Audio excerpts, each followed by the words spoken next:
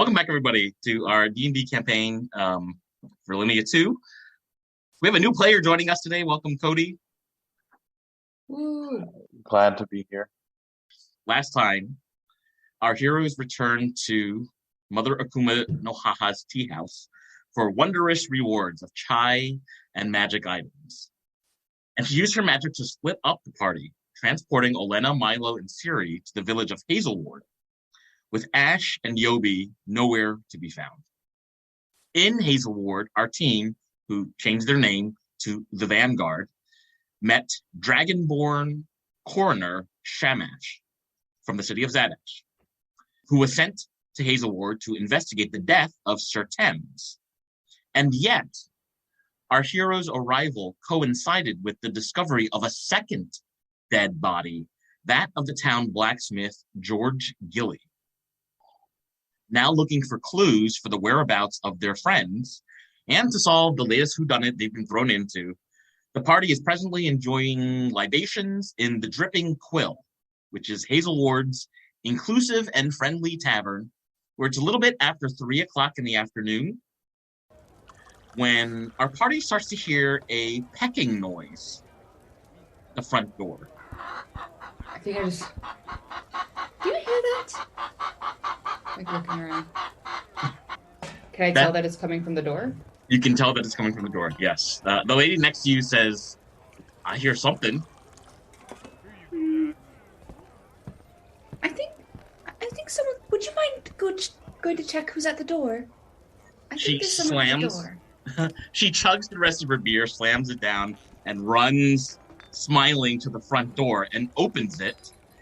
And in walks a somewhat familiar sight. It is a 2 foot tall, pretty tall chicken with black, white, and red feathers. Kind of similar to some chickens that you've seen before in the swamps of Mlashna. And it's nodding its head.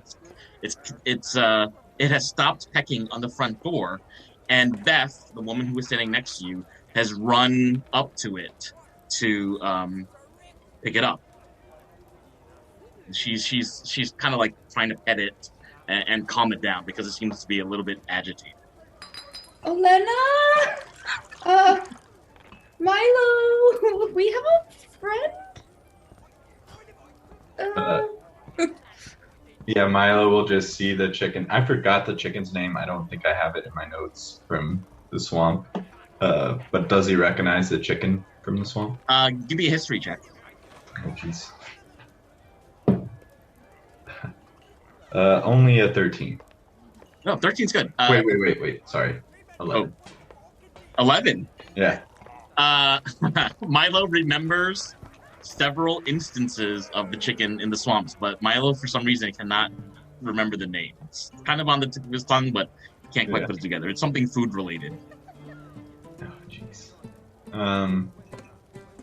Does Olena remember? Yeah, Olena can make a history check. Oh, wow. 15.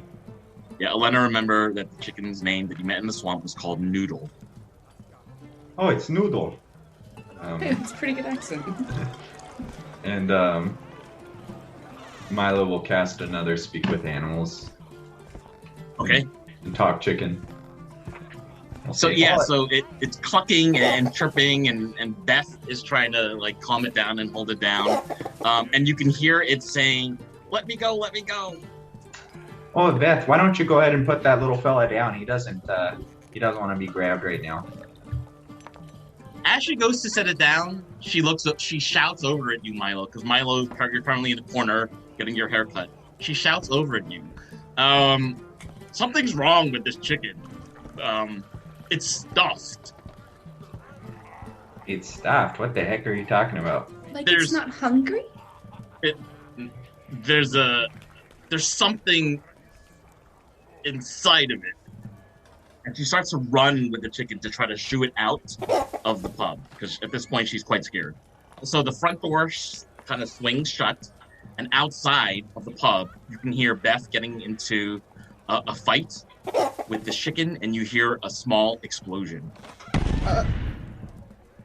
Okay, Suri. I feel like Olena would as well, but yeah, Suri would be like, okay, let's go see what that is. Ah, Olena Um, says. And Milo follows, even though Milo follows. still has his. With his hair stuff. I think he's halfway through his whole color He's halfway change through process. the color treatment, right? The three of you rush outside, and you see that Beth has like singed hair all sticking out from the top of her head. Her face is covered in soot, and there's no noodle left to be found. And she says to you, as she puffs out feathers from her mouth, "It exploded." I just look at Olena and Milo like, should we be figuring out what these chickens are? They're a little, that's not normal, right? I don't deal with chickens usually.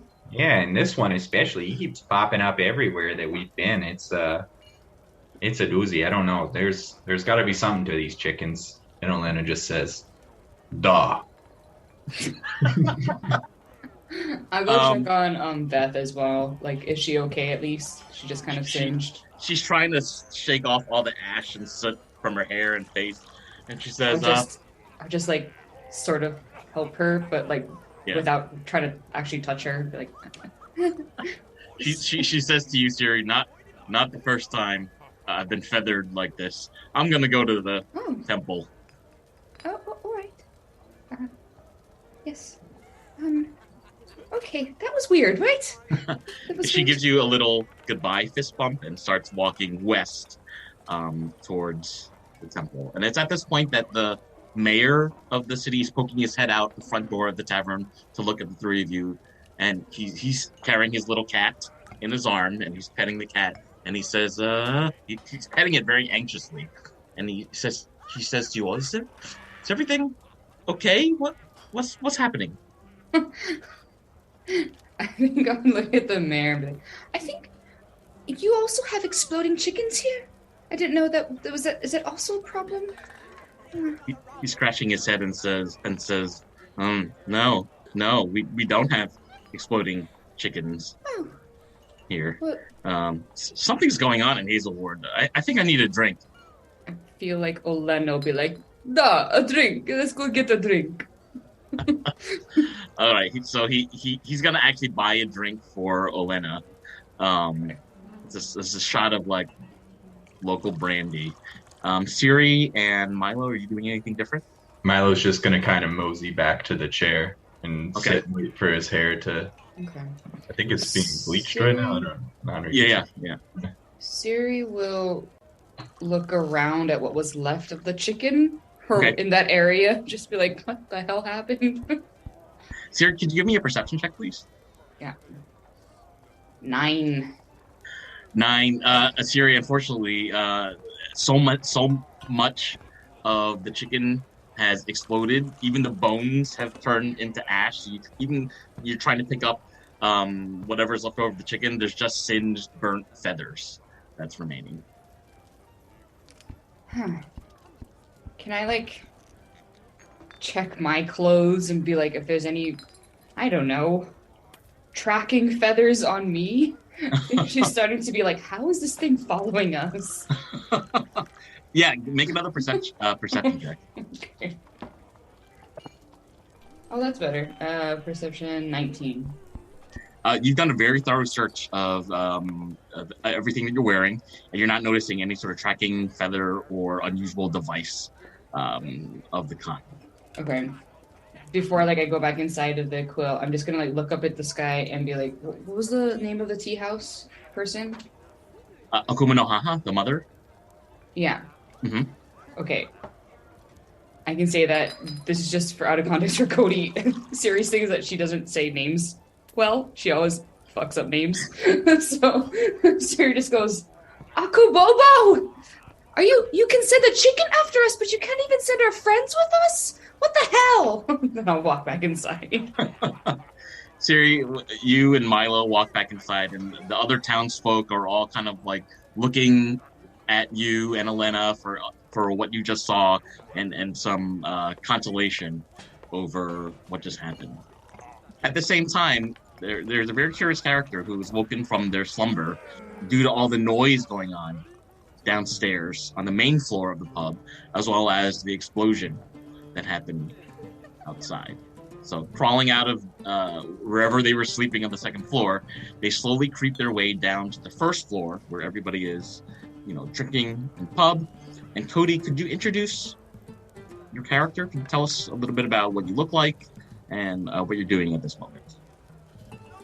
So you see a 2 foot tall, in heels maybe, lovely being, kind of flitter down the stairs. Very pale skin, but some weird shimmer to it. Very, very bright green eyes, very bright red hair, lots of bright everything.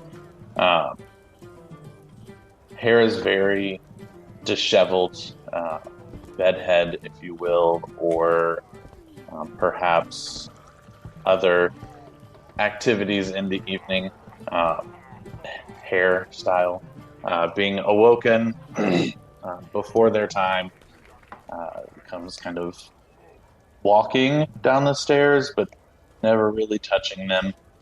It just kind of looks around at the chaos, or what sounded like chaos, and we'll look toward the, I guess, barkeep, whose name I have forgotten. Jess, and the barkeep is actually back in front of the counter. Mm-hmm. Okay.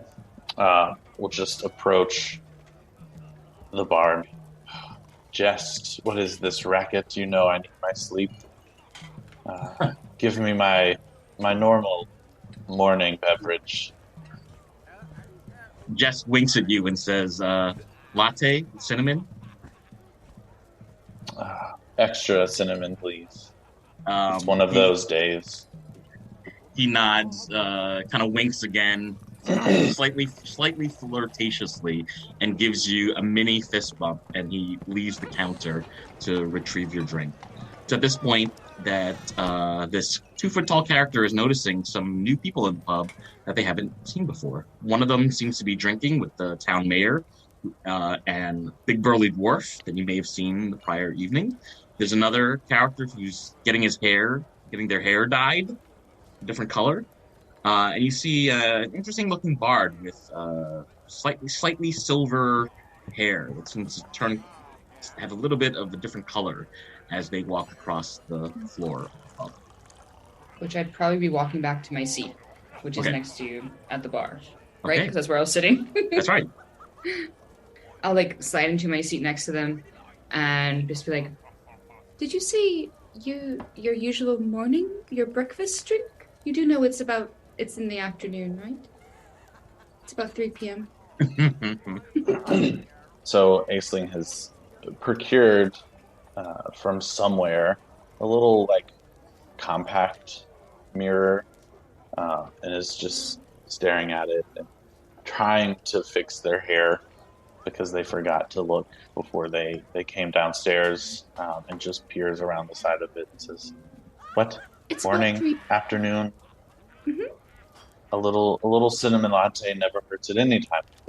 Oh, no, I also have a latte. I like to call them a late day." Here, can I tell that it's obviously a mirror that you're holding? Yeah. Okay.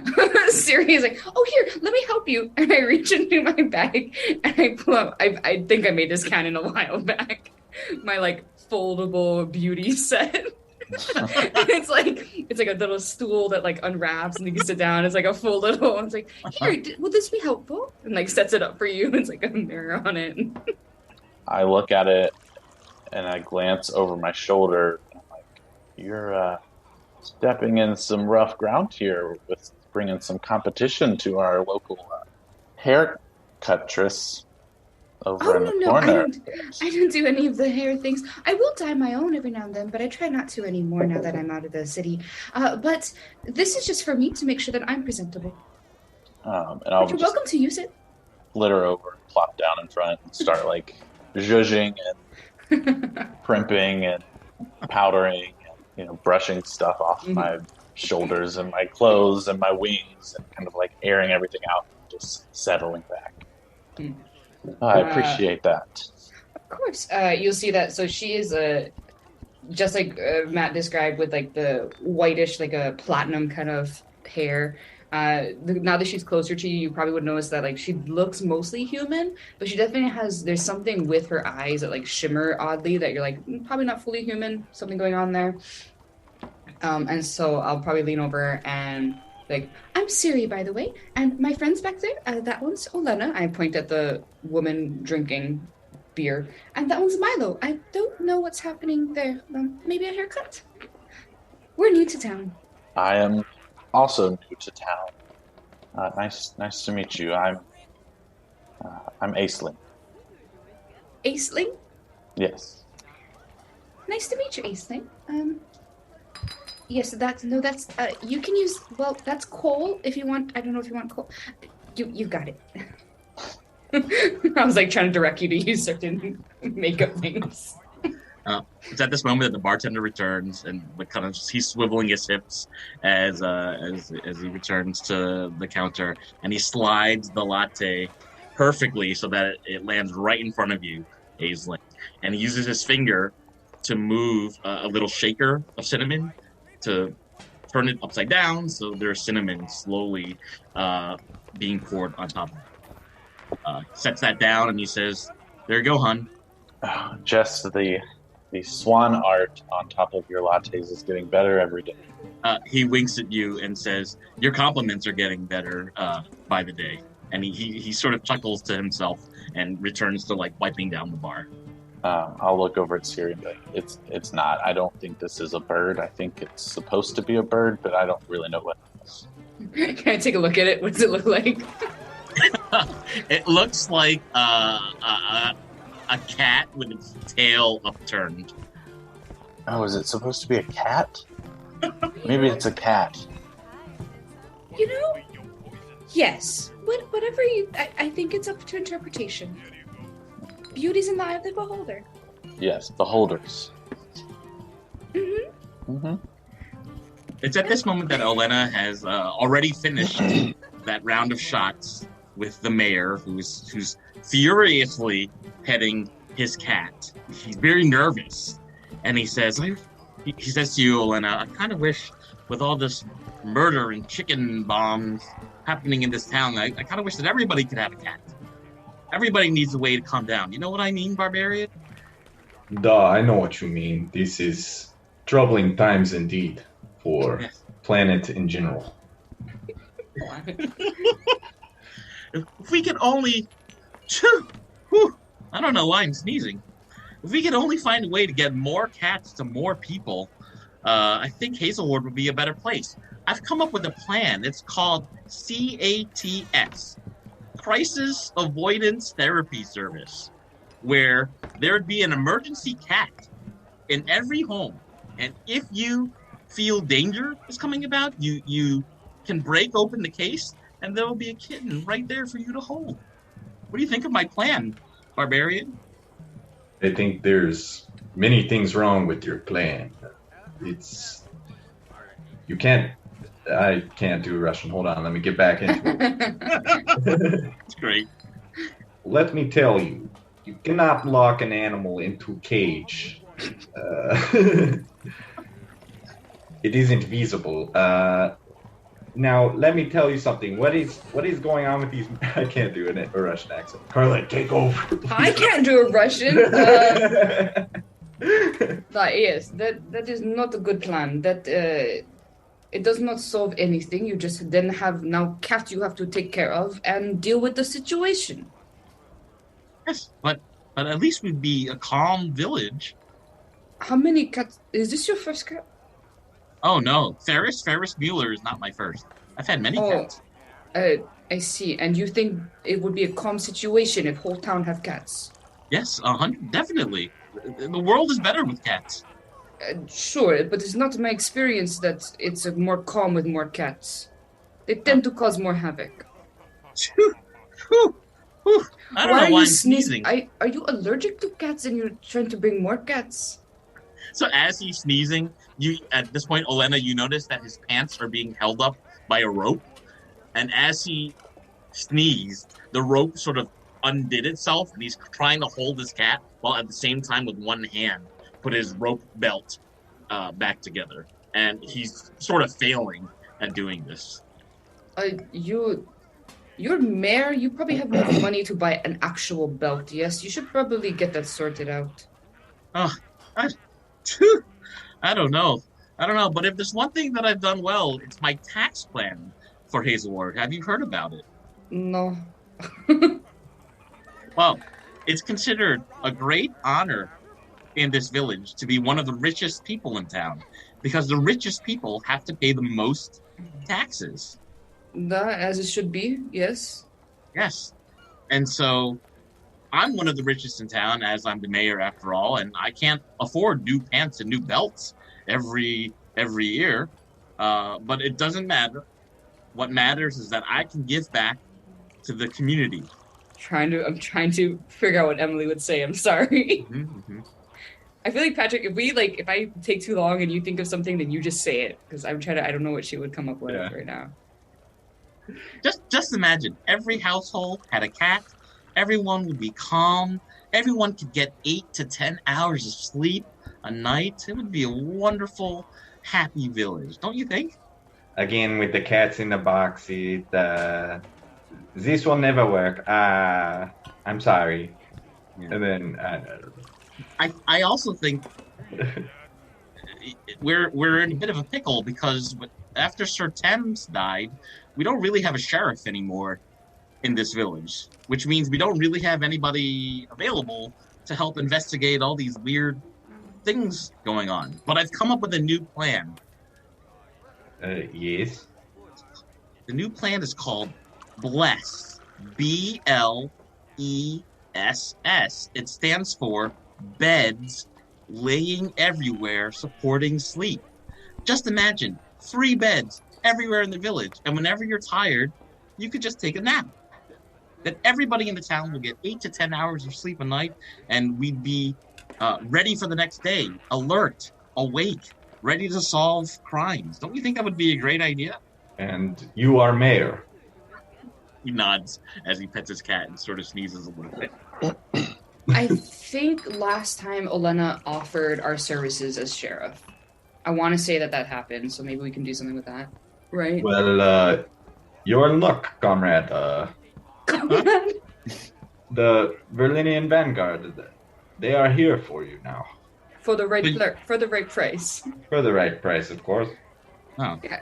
You take care of the beds, we take care of the fighting before bed. Okay. Well, the coroner is investigating what happened to Sir Thames. Maybe you could find out what happened to George Gilly. His forge and the blacksmith shop is not so far from here. It's in the middle of the central square. What does the sign look like?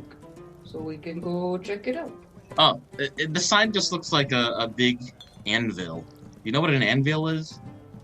Duh, I know what an anvil is. Of course, you're a barbarian. Whew. Wait a second. Why do you keep saying that? I'm sorry. I need something for all this sneezing. I wish I had a handkerchief or something. I'm gonna need to go home and think about things. How about you and your friends, miss, find what you can and meet me back here in the pub in an hour or two. How does that sound? Do you have something you can give us to show if somebody comes looking and they see us in this random blacksmith, that we can be like, no, the mayor said we could be here? He holds his cat over to give it to you, Olena. Oh, I don't. Oh, I don't know. I don't know how she would do with cats. Olena is allergic to cats, by the way, so it's at this moment that she's starting to get a rash on her face and the front of her arms. She's just backing away. No, it's really anything else. Just your mark, just a signature, maybe a small. He's wearing a wide-brimmed straw hat. He takes the hat off and puts it on your head, Olena. And he says, "Everybody knows." Is it covered in cat fur? A little bit. All right, so Olena's gonna be sneezing. Cool. Okay. The mayor says, everybody knows that Senor Schlafly's hat. Okay, thank you. Go work on your bed things. We'll take care of the actual work. Yeah. Okay. It's at this moment that Fev has returned to you, Milo, and she says, it's about time for the color. Are you ready for this? Oh, I suppose I am. What color are you feeling? I don't know. Look at your tiger coat. It's orange and black. How about we put some stripes in your hair? No, I don't feel like stripes. I don't know. I got enough stripes on me as is. It would match your coat. Want me to be a tiger out there, though? We could make your we could dye it a little more like a dark brownish color, kind of blend in with the background. Well, my hair was already brown. Why the heck would I dye it the same color I had it before? We'd make it a more ferocious, darker brown, make you look like a fearsome paladin. Yeah, I was fearsome before this. I mean, I've only died once in the field before. I feel like it's a pretty good track record. I fought in rats and cats and alligators and other creatures, and just start ranting about everything I've fought in my life. And if you trust me, you could let me randomly pick a color. Oh, I suppose I trust you from one key fuser from to another, and then I wink at her a couple times. Okay, so she winks at you, and she says, "So this is for Cody. Milo gave this person Fev a whole bunch of money in the last session to give him a bottle of Kaif. So with what you just did, Milo, she's now whispering in your ear. It's room number 2, underneath the bed." Oh shoot, room number 2 underneath the bed. I thought you were bringing. Quiet. I thought you were bringing it later when I rented my own room. I have to go into some stranger's room? You have to rent room number 2, and I've left it in there for you. You left it in there for me. I thought you were bringing it. Okay. No, you have to get it yourself. I'm not touching it again. In fact, you never even heard this message from me. And she winks at you. Well, listen here. I want a whole mess more than just one bottle. Do you know where I could go for that? She says, I might, but I don't know what you willing to do for it. I'm willing to move heaven and earth, my friend. Why don't you just point me in the direction and I'll go get you know how the kite works. I'm just itching mighty fierce. She says to you, you're feeding for kites so bad, but it doesn't look like you've done any lately. And she you can tell she's really trying to examine your eyes and your nose, and she's looking for visible symptoms. And she's saying it's as if she sort of isn't trusting you in this moment. And I'll just say, oh, that's the perks of being a paladin, I suppose. You know, none of the lingering effects, but god dang, I could use some right now. Can you make a persuasion or deception check, please, Milo? All right, yeah, I'll do persuasion. That's a little better. Yeah. Well, it would be deception because I'm lying to her, right? Yes. All right, so 12. I'll let you do either one. Okay, well, 15 if it's persuasion, 12 if it's deception. 15. Okay, 15 persuasion. She nods and says, I guess it is possible, you being a paladin and all. I'm going to need something that will make me sure that you won't tell the others that you're getting it from here. And I'm assuming Milo's wearing like one of the barber chair. Yeah, you got like a smock sort of ish. He just kind of holds 5 gold out in his right hand from under the smock and jingles it around a little bit. Could you make another persuasion check, please? All right, I'll just do it in this thing. Maybe I should never do this in this again. All right. 13. It took forever. 13. She pours out some liquid from a flask and starts putting it in your hair. And very quickly, you notice that the coins are gone. She has snapped them up and put them in her pocket. And she kind of gives you a head nod. So where can I get some more? She uses her head to motion toward Jesk, the bartender. And I just slip her another gold. Or put another gold on like the armrest of the chair. As she finishes putting the rest of the color in her hair, she puts her finger to her mouth, like, shh, don't tell anyone. And I just nod and let her do whatever she's doing to my hair. At this moment, Siri, that you're sort of still in conversation with this new character, Jesk has returned, with a bowl of rice porridge with some pork cracklings and fresh scallions, a lot of black pepper, a little bit of sesame on top, big ceramic spoon, and he slides it over to you, Siri, and he says, "Is this what you ordered?" Right. That was the from last session, right? I had to order it to get Mhm. I think I just looked at him like, is it what I ordered? Question. He holds his hand and says 3 coppers, and with his eyes, motions toward underneath the bowl. It looks like he's trying to look around at the rest of the room with his hand out. Okay, yeah, I will do like the 3 copper thing, pass it over to him. Thank you very much. And is it like, how big is the bowl? There's like a napkin underneath. Is there a way that I can like slide it to the edge and keep the napkin underneath the bowl? You know what I mean? There's no napkin underneath the bowl, but yes, it's about, 8 to 10 inches diameter. So yes, you can slide the bowl towards you so that if there's a note underneath, it would sort of drop into your lap. Okay, yeah, I'll do that. I'll just like slide it forward. Are you doing this stealthily? Like As Aisling stealthily as see? possible. No, I would probably try to be as stealthy as possible. Yeah. You make a stealth roll then. Okay. Ooh. No. 8. Okay.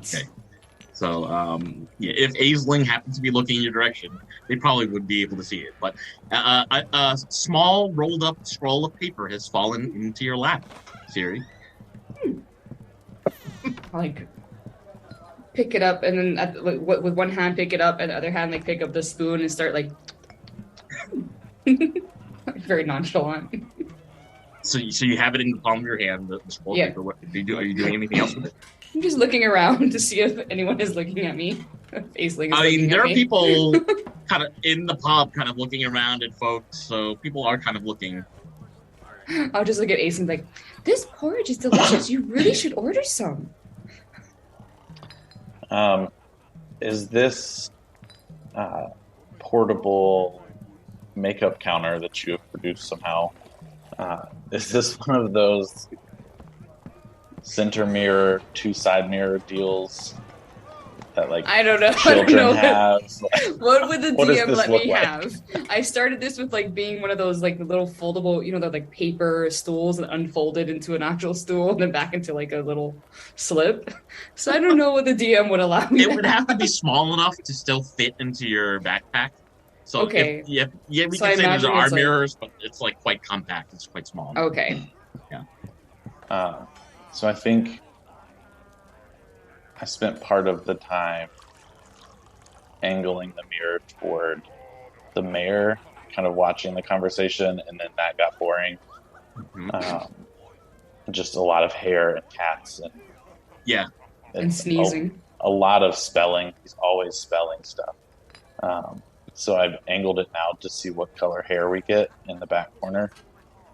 You're noticing, Aisling, it's like a fiery orange-red color that's going into Milo's hair at the moment. And by the way, Milo, there's no mirror, so you can't see what's going on. Do I really trust you out there wholeheartedly? She's like, I know. I'm getting a little great, and then I just close my eyes because it feels good putting this stuff in my hair. If I saw a note, I probably don't really care. I It's- also got a note when I first got here. So it had a number on it. I didn't understand what to do with it. If Are Siri you saying like, that? You're saying that out loud. Oh. Yeah. Okay, I'm sorry. or you're saying that to Siri? Mm-hmm. Oh, I see. I misunderstood. Sorry. No. I'll be like spoon in mouth, note in like probably in my lap or something. Be like, a note? Oh yeah, What are you yeah, right, talking about? right there. You've dropped it. Is this not a napkin? Oh. It's not a I'll like unroll it. I thought it was a napkin. Like unroll it. What does it say?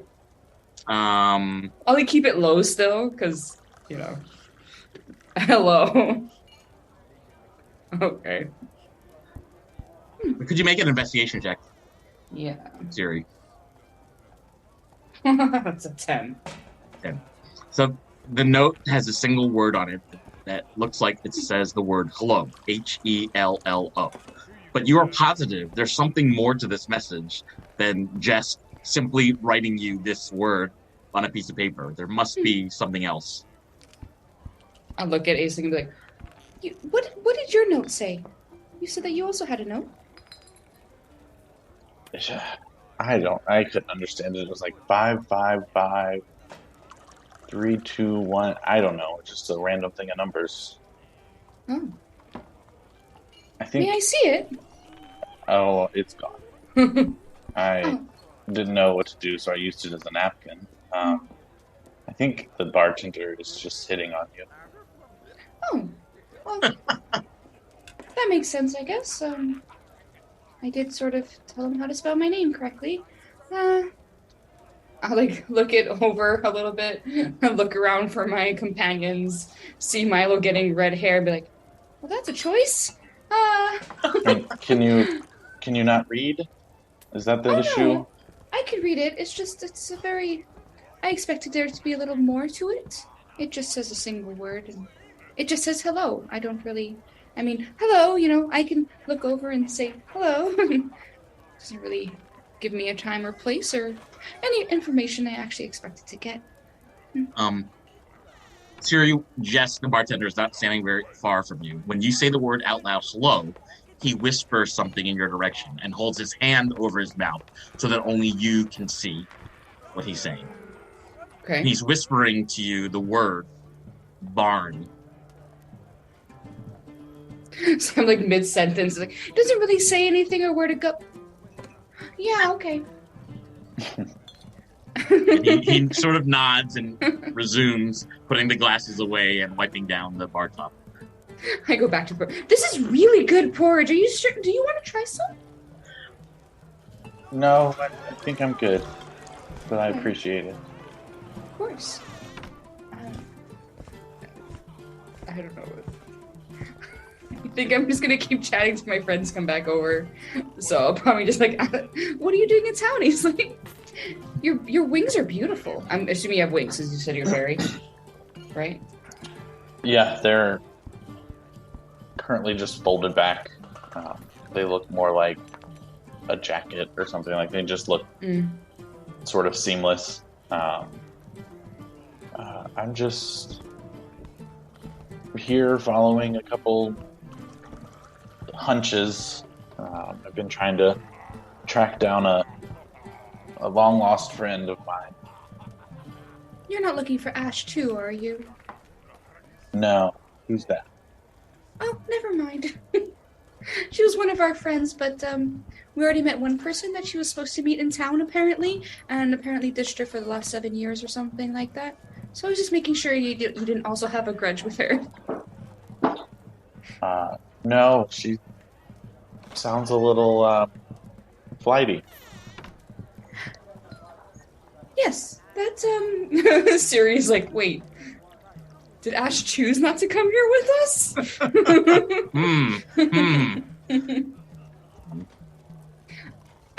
Excuse me. I'm gonna go check on Olena and Milo really quickly.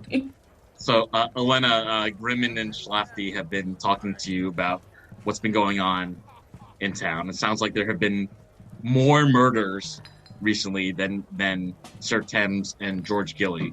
So, Elena has got some dirt on a stallion that was murdered a couple of weeks ago named Cloudburst. And the stallion was owned by Zog, this very tall half-orc woman that you met earlier today. So Elena learned that most people think it was some sort of wild animal because the stallion died with bite marks around its face and neck. And the body of the horse has already been burnt and the ashes have been scattered. So there is no corpse that they can look at. Another person who has died recently is someone named Quentin Neri, who was a cooper originally from the village of Stoneyton, who was building barrels for people, repairing crates and things like that in the town. And he was killed on the road back towards Tenoshimi about a week ago. But he got into a fight with someone, and nobody knows how Quentin actually died, but his body is being kept at the local church. So Elena has learned all this information. Grimond, who's the dwarf who's been explaining some of this, is kind of shrugging his shoulders like he doesn't know what to do, and he's looking to you. You're much taller than him, Elena. He's kind of looking up to you to see what you're willing to do about the situation. This is all very troubling news. We will look into this. Thank you for all this information. It will be key to our case. And then, sorry. Emily, Going right. Say we were to help you. What would be our compensation for such a task?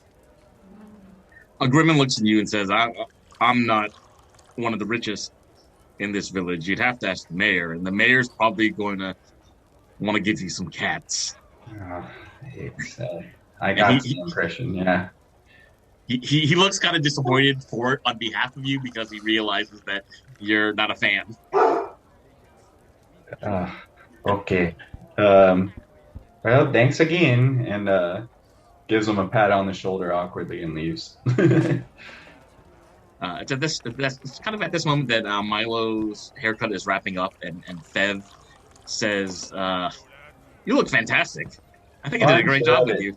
Yeah, I'm sure of it. You probably did great. I mean, have no mirrors to check, but I probably look great. And it's gonna go really well with orange stripes on your coat. And she's grinning from ear to ear. And then Milo will just look at her as he walks away and be like, "Oh, I'm sure it'll look a little bit better with the black." And he starts winking at her again as he walks away towards the bar. She nods and she calls out at Jess, the bartender, and she says, Jess, look at this.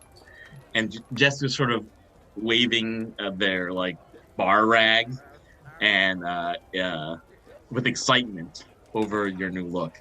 And he points at you, Milo, and says, "Looks like we got a killer in the pub."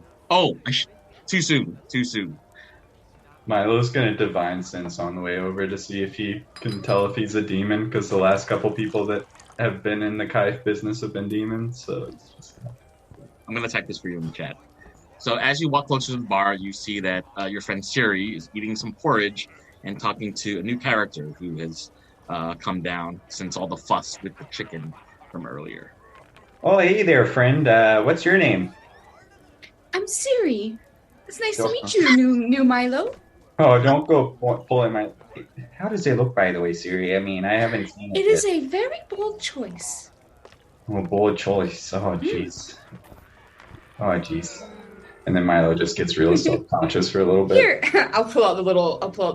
take the mirror back from Acing if you're done with it. Be like, here you go. And he looks at it and he's like, "Now, Siri, be honest with me. What do you think? Like, good, bad?" The important thing is if you like it. No, I'm asking if you like it. The important thing is if you like it. No, please, just tell me. It's at this... Go ahead. No, I think she's just going... Yeah. Milo's just super self-conscious at this point about it, because he can't... I mean, he's seen it, but, like, he doesn't know what's cool or not. So he's just like... The dark-haired person wearing a long red dress, drinking wine that was in the corner alone, walks by and looks at the three of you, and then gives eye contact to Milo and says, and starts laughing. And they say, well, they say a little bit drunkenly, "You look like a troll. Go home, troll." I look They at walk her. back to the corner. I look at her and I say,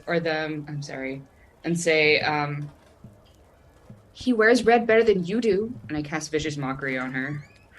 Oh, does she need to make a wisdom save? Yep. 12? That fails. Uh-oh. Uh-huh. Does that do damage? 5 psychic damage.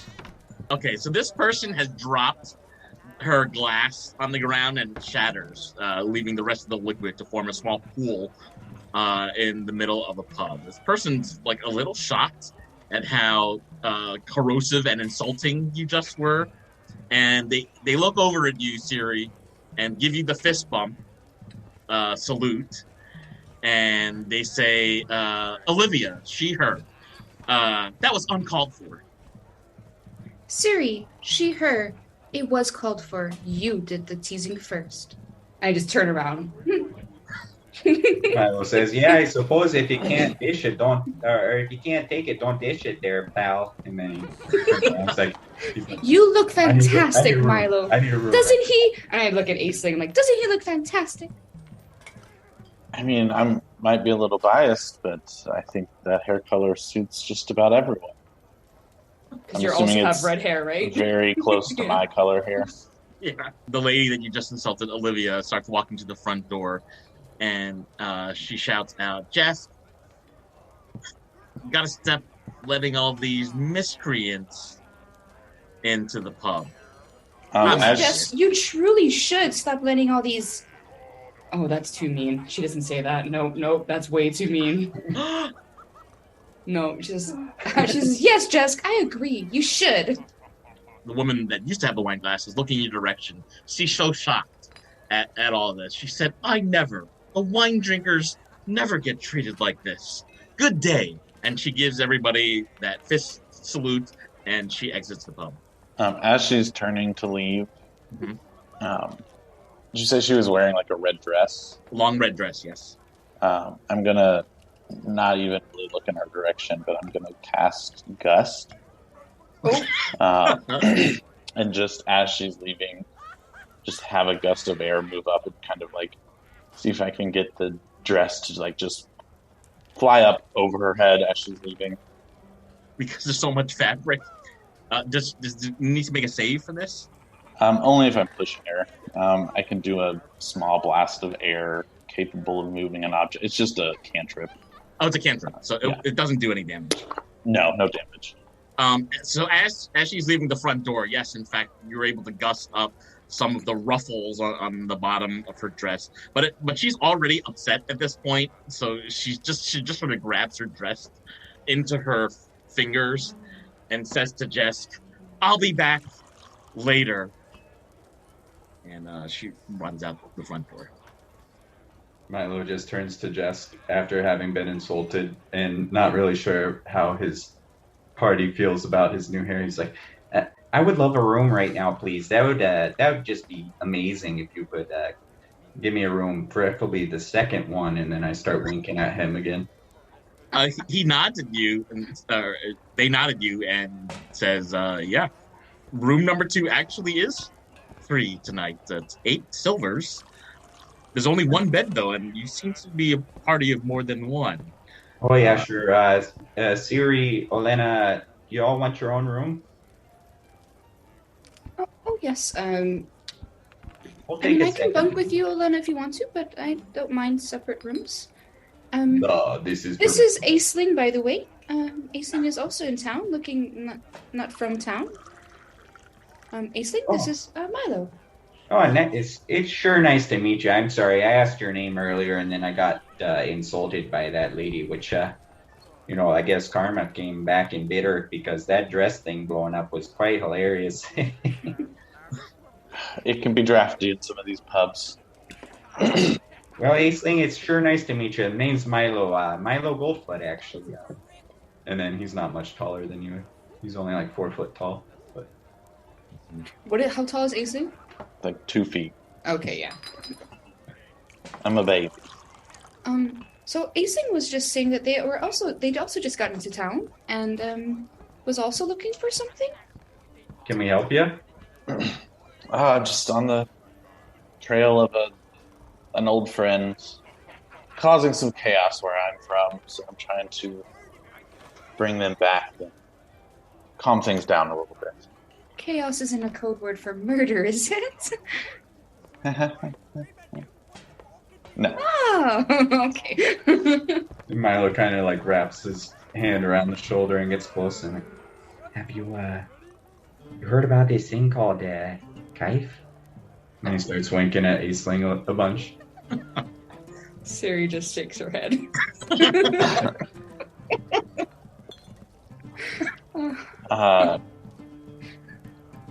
Is that a new form of coffee? Is that one of the new drinks here? Oh, it's a drink, all right. And then he starts winking again. Do you hang on, and I'll rummage around in my bag. Siri, you said, right? Yes. I saw you pulled this lovely kit out. Do you happen to have any eye drops? Milo seems to have gotten dust or maybe hair dye in their eye. Oh no, you misunderstand, friend. I'm winking. And then start winking rapidly again. Siri's like she's gonna try to defuse the situation. She's like, Okay. You're looking for someone. We're trying to also look for someone or something. Maybe we can help each other. Would you like to maybe? Do you need some help, or would you like to help us? And Well, it's funny you say that. My friend that I'm looking for is oddly their name is Kite. Siri goes from like looking at Aisling to like looking at Milo past Aisling. Milo's grip kind of just tightens on the shoulder of Aisling.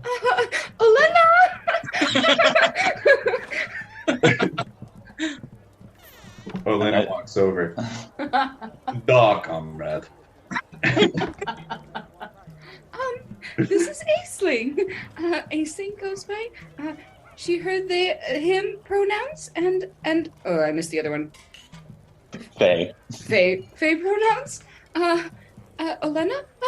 They're looking for their friend. She's gonna keep stammering. Yes, their friend what? Their friend Kaif. And Olena just looks at Milo. And Milo's just like gritting his teeth, like veins bulging on his neck. Kaif, you say? You know, Isn't that just a weird coincidence that's I think she might know where they are. I think they might be in the barn. in the barn? Mm-hmm. Would you like to come with us to go check? I mean, that sounds a little sketchy. Strangers who get in fights with just poor women at the bar and have winking problems want to take me to the barn. Oh, well, you said you're looking for Kaif, and I say it like kind of lower. and I think Kaif might be in the barn. At least that's what I was told. You don't have to come with us, and I'll like start standing up and like picking up all my stuff. You don't have to come with us, but I'll be headed to the barn to look for Kaif. I mean, I guess I can come. I will maybe, the times we live in, we can't ever be too careful. And I'll start to whisper, Kaif's not actually a person, it's a drug. I don't know if you know that. I just look at Milo again. Milo's just smiling, but he's like, Yeah, that gritty smile. stare, Yeah. just like thinking about. I don't know. Milo just feels like he's close to be finding the source of this. Maybe we should all just find a better place to talk, away from other people. Has Jess just been standing here this whole time, by the way? Once Jess noticed that everybody was having a conversation, they left to go serve Grimmond and the mayor. So they're not at the pub. Okay. They're not at the counter at the moment. So, yeah, I think Jess might have something to do with it, guys. I was talking to the hairstylist over there, and they were telling me that that he's in on it, and they were going to get me a bottle sent to room 2 if I could. So that's why I requested it. And only one room, so I can get us another room for the night. Sure. Um, He also told me, and I'll lean in and be like, he also told me to go to the barn to get some The barn? What is this? So sorry. Olena, the barn, Olena, where they keep the animals. Oh, I have head cold this week. Sorry. Mm-hmm.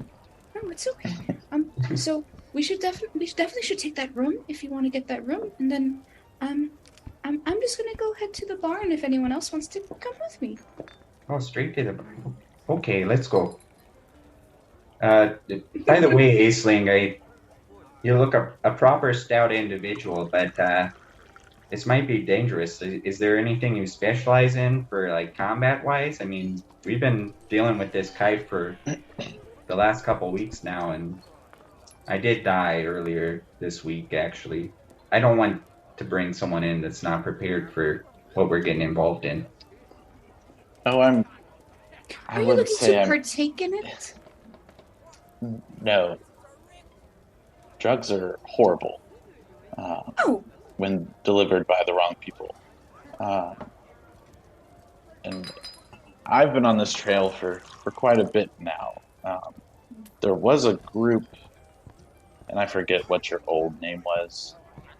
The croutons.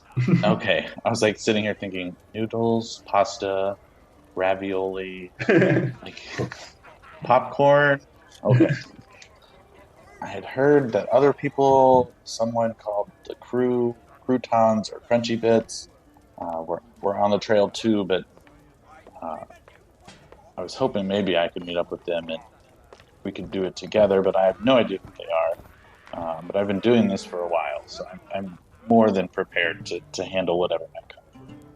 Milo kind of just gives like one of those backhanded pats that you give to your friend when they say the same thing. Like, You're joshing me right now. That was our old name. And Siri at the same time is like, damn it, we ran fast enough. Damn it. You know, that was a great name. I don't know why the heck we ever changed. Croutons, it fit right in with the scene at the moment. You know, we were dealing with the ravioli rascals, and we were like, what's a food-based name? And we were the croutons. But yeah, that's us, Aisling. You found us. You said you're on the trail for... As fate would have it, we were supposed to meet. But yes, I'm on the trail there. Obviously, or maybe not obviously, I'm not from around here. And this beverage has made its way into my world, and I'm not excited about it. I can relate. Yeah, it's touched close to home. I'll just say that. Oh, they're encroaching on your business also? Oh, no, my sister's hooked on this stuff. She absolutely can't get enough of it, and I'll be all right when this is rid of the world, you know, forever. I don't want to see this crap around anymore. I've broken enough bottles of this stuff to get a whole town high, probably, but I feel like in the background of both of this, Olena and I are both like at the beginning, like, oh, okay, yeah, this is good, like a good relationship that we're building, and looking at each other, and then you're bringing up the business side, and me and Olena are like, oh shit, and then looking at Milo to see if anything is crossing Milo's mind. Okay. Milo's just so focused on the kite, he doesn't even relate. Like, he's like, oh yeah, oh geez, the kite, yeah, it's terrible. Like, Do you know it's not terrible? yeah. That hair. Mhm. You know, I've gotten mixed reviews. I'm thinking about just going bald up when we get into the room upstairs. But Don't listen to Olivia. Do you know what that means in my native tongue? what is your native tongue? And I'll start speaking in Sylvan.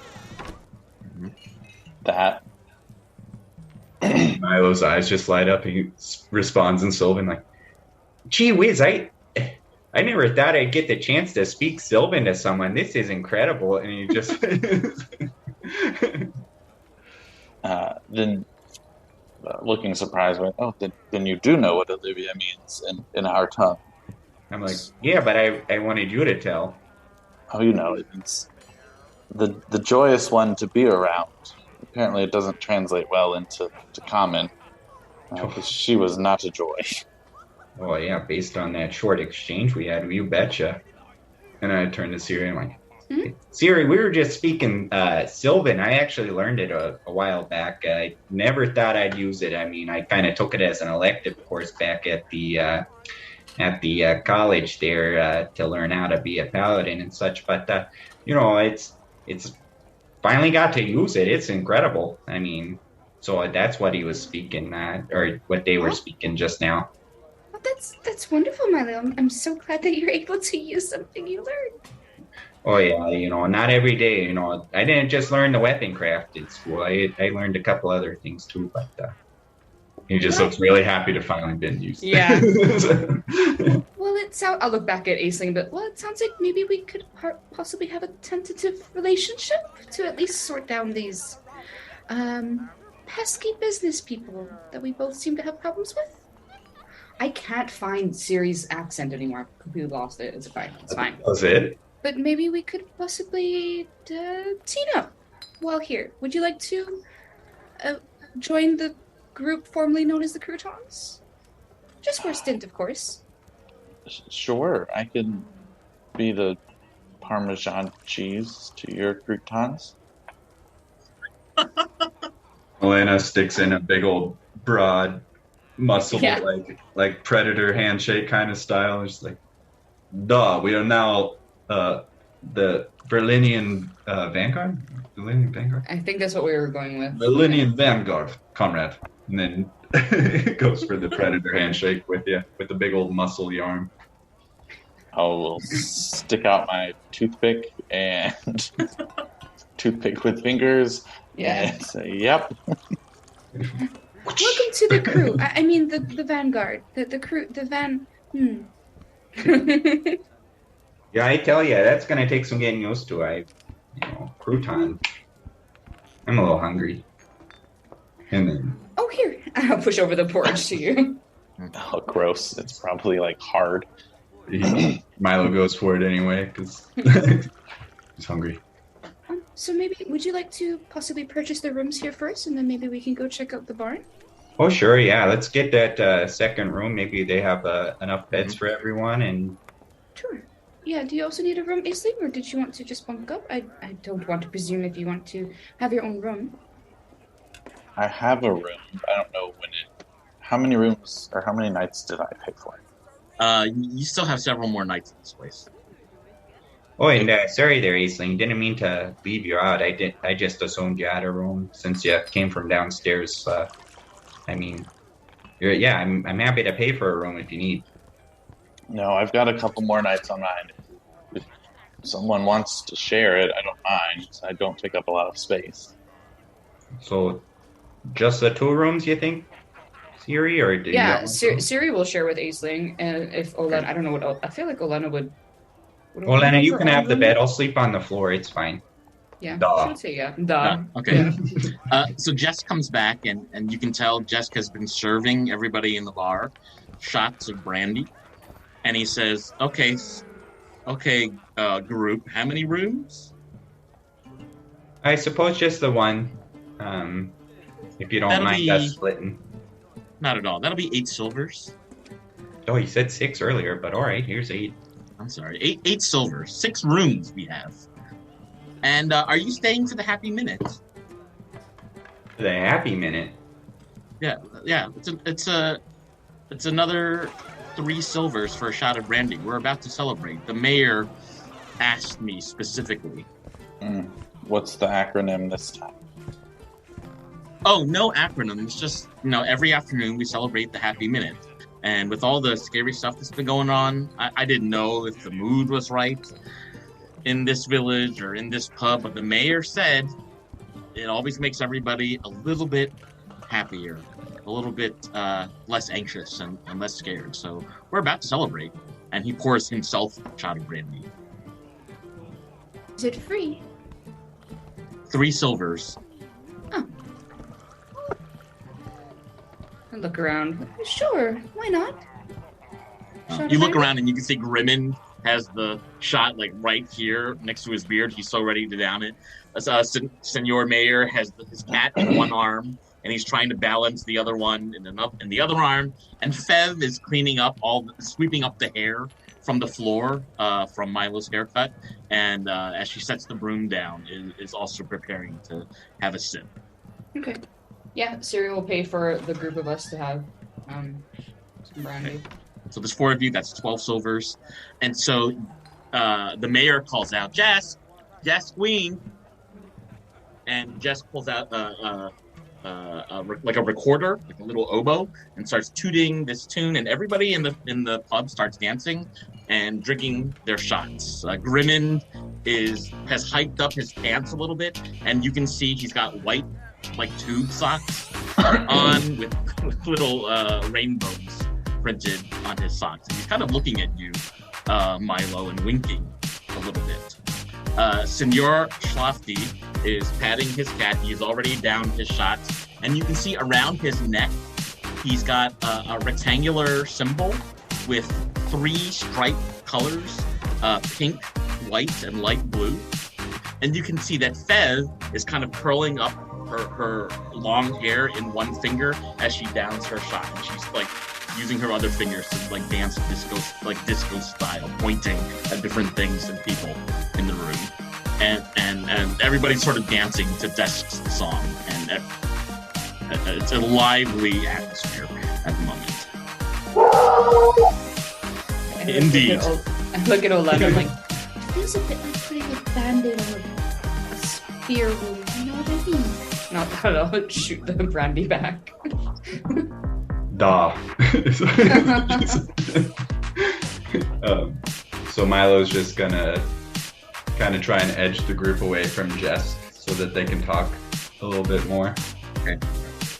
So I don't know if you all want to go upstairs or to a booth or something, but I feel like we should all talk about the game plan here. Sure. Just start walking. Upstairs? Okay. I'll just walk upstairs to one of the rooms that we rented. Mhm. I guess room 2. So Room number 2. Check if there's any Kaif up there yet. I like pick up all the stuff and look at Aisling and be like, Should we just go to room 2? Just to can I put some of this down in your room if you don't mind? Some of my traveling gear down in your room? Sure, go for it. Okay. I'm in room 3. Okay. I don't know. I feel like, yeah, Siri will follow you upstairs to like put stuff down in that room and then go over to room 2 so we can like talk, I guess, with everybody. As we're headed up or down, I will just use Druidcraft to make like a sparkler on the 4th of July come out of Jess's oboe while they're playing. Just add to the fanfare. As you do this, you can see that the way that Jess is kind of waving at you with their fingers, that they are really enjoying the kind of flavor and color you've added to the scenario. And the dwarf and everybody else is like dancing along. They're also really enjoying the extra sparks in the air. And they're kind of winking at you, Aisling, very positively. Head on up. So as the party makes their way upstairs, Jessica's already put the recorder down and the music has stopped, and people are kind of like catching their breath. Milo, you open the door to the room. You have a key to room number 2, and you see it's exactly as you expected. A pretty nonchalant Spartan room with a few pillows. There's no window to this room, so it's enclosed.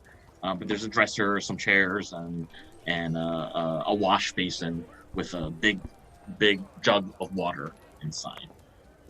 You do inspect underneath the bed, just as Fev. Well, actually, do you inspect under the bed as Fev told you, or Yeah, what are you that's doing? like the first thing he does when he walks in, just to see if she's telling the truth or not. There's a bottle of Kaif laying horizontally on the floor, right under the center of the bed. And yeah, Milo just puts it on the table. Well, I suppose she's telling the truth then. She told me that Jesk is one of the distributors of the Kaif in the area. So, Siri, you were telling me he wanted you to meet him at the barn down there? Oh, Yes, I did ask him about it, and he said to meet him at the barn. So maybe if we wanted to do that. But then, since we're like in private now, I'm like, I turn to Aisling too. I'm like, when you say that he's a competitor, are you also distributing drugs? Milo just kind of snaps his head towards. Drugs? No. Flavored life enhancers? Yes. Oh, if they're only flavored life enhancers, I'm sure we're fine. Okay. And Milo, not knowing what any of that means, just like accepts it. But only at home. Sure. I don't venture into this. And I kind of look around place that often. But This is sort of one of those situations where you're trying to get the knockoffs off the street because the knockoffs are causing more harm? Maybe? no, more like what I do is fun and helpful to my people, and what this is gross and disgusting and Oh. shouldn't be in my world. And apparently not yours either. I can respect that. And I'll sort of shift a little and kind of tuck a little pouch behind my back a little bit more securely. It's at this moment that all four of you are hearing. It sounds to be like an animal tapping on the roof of this tavern room that you've rented. I suppose that's another chicken, if I had to guess. I have no clue why they're following us all over. Go ahead and make a nature check. 12. Might be, you're pretty sure it's some sort of rodent, maybe a rat or a squirrel or something on the roof. Should we let it in, ignore it? What do you guys think? I've talked to enough critters today. The one I did talk to just exploded out of the blue, so... Well, to be quite honest, Milo, I'm willing to sort of follow your lead here since you're the one that has been the most impacted by this. So, what do you want to just kill Jesk? Do you want to check out the barn? Do you want to burn down the entire tavern? What do you prefer to do? Well, geez, I appreciate the support there, but I think there's a better way of going about getting rid of this stuff than just hacking everyone down who's associated. I mean, if it comes to it, I'll slice his little head off, I guess. But let's figure out what's happening. I want to hear more about this barn, and if he gave you any time to meet him there or anything, or just told you the barn. No, just told me the barn.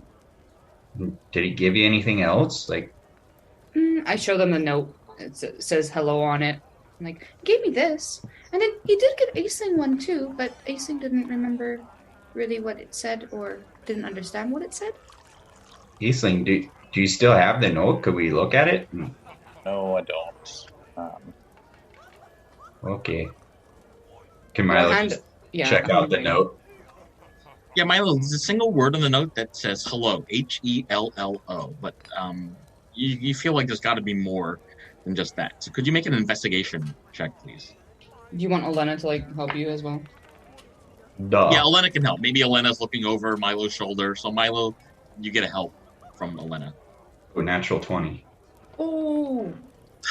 So 21 altogether for this. Milo, something tells you just to turn the paper upside down, and now the paper reads 07734. Looks like the combination to something. 07734. Oh, well, that's a odd way of spelling hello. Siri takes it and flips it back over. He's like, I think it says hello. Put the note back. No. If you hold it like this, Just go back and forth for a little bit. Right. They're numbers. No, they're letters. No, they're numbers. No, they're letters.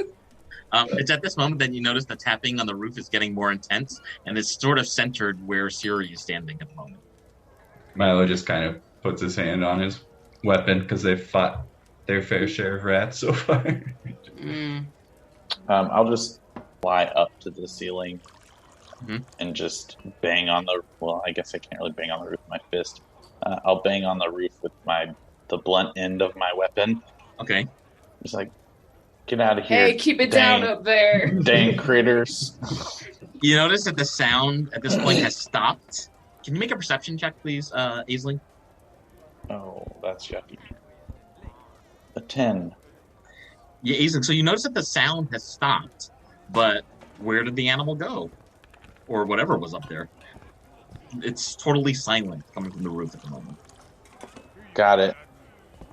It's gone now. That's a swell job you did. That was quite distracting, to be honest with you. I just want to talk to you and not hear the critters rolling around up there. Those wings are quite handy. It can help. Sometimes places in this world are not as accommodating to those of short-legged stature. So stairs, can be kind of hard. It's a lot of jumping. So they can come in handy. Spider webs, dusting the eaves. I think that's at the top of something. Yeah, I suppose that's pretty handy. I mean, I only got these little nubs to get me around. And just kind of laughs at his own expense. I'll land beside you just to show you that you are half or double my size. I'll just look up to you and be like, haha. It's all relative. Oh, sure. I don't think we're relatives, no. My feet are pale. Oh. Pale foot. Mine aren't gold, but I see where you're going with that. And then I'll just kind of go back to planning. He's just like, so what do you guys think? I mean, I've used some spells. I'm not even sure what I did. I talked to a couple critters, but we can either wait or we could go to the barn. I feel like that's the next stop. Is there where Aisling just came from the roof? Like, what kind of is it? Like a thatch roof? Like, if we pushed through the straw, could we get to the top? It seems to be a timber roof, so everything in the room is floors and ceiling and walls are made out of wood. I think I just look at Olena because these two are talking, and say, "That was very odd. I don't know why it would just stop like that. Should we maybe check it out? I don't know." Duh.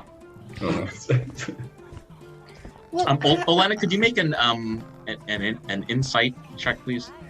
All right, let's see. Plus 0. 11.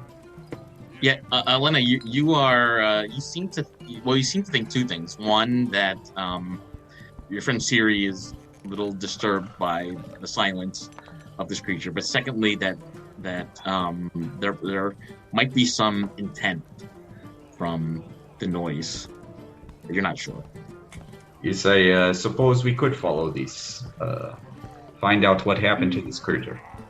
maybe we could head towards the barn and look at the roof on the way out. Duh. And then Miles says, Alright. "Oh, sure." Well, new friend, if you want to join us for this adventure, it sounds like we're both after the same people, perhaps. Maybe for different reasons, but that's all right. I never pass up a good barn.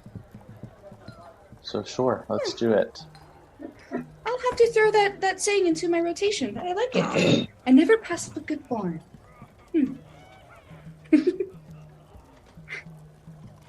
Shall we? Yeah. Do you want to? Cyril will be like, what do you want to do with that? And I'll point at the bottle of Kaif, Milo.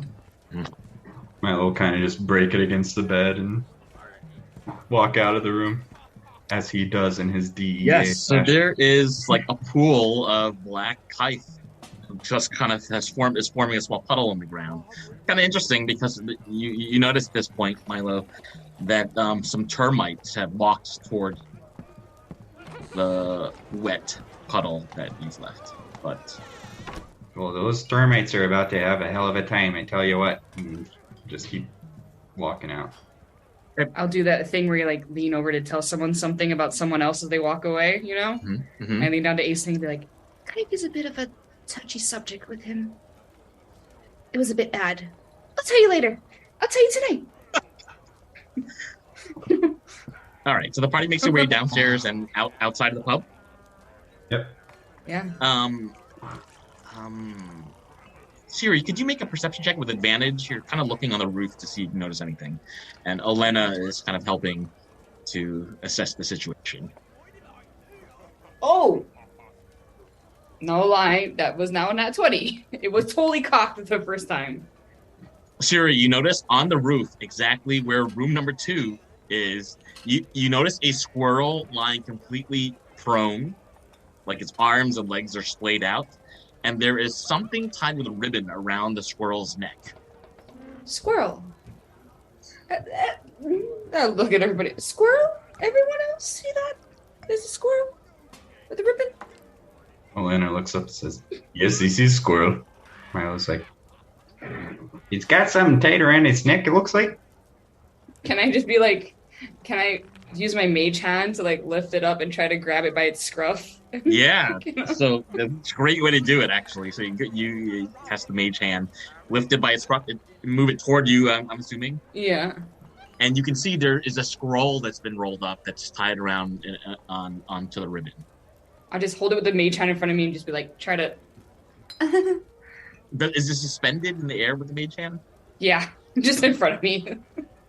So now you have this little scroll of it looks like white paper in your hand. I will dismiss the mage hand and be like, thank you. Okay, the squirrel runs away as fast as it can. Okay. I'll open up the scroll. The scroll reads in a very familiar script, Siri, I am exactly where I need to be right now, and I'm loving it. If we meet again, it'll be at the head. Ash.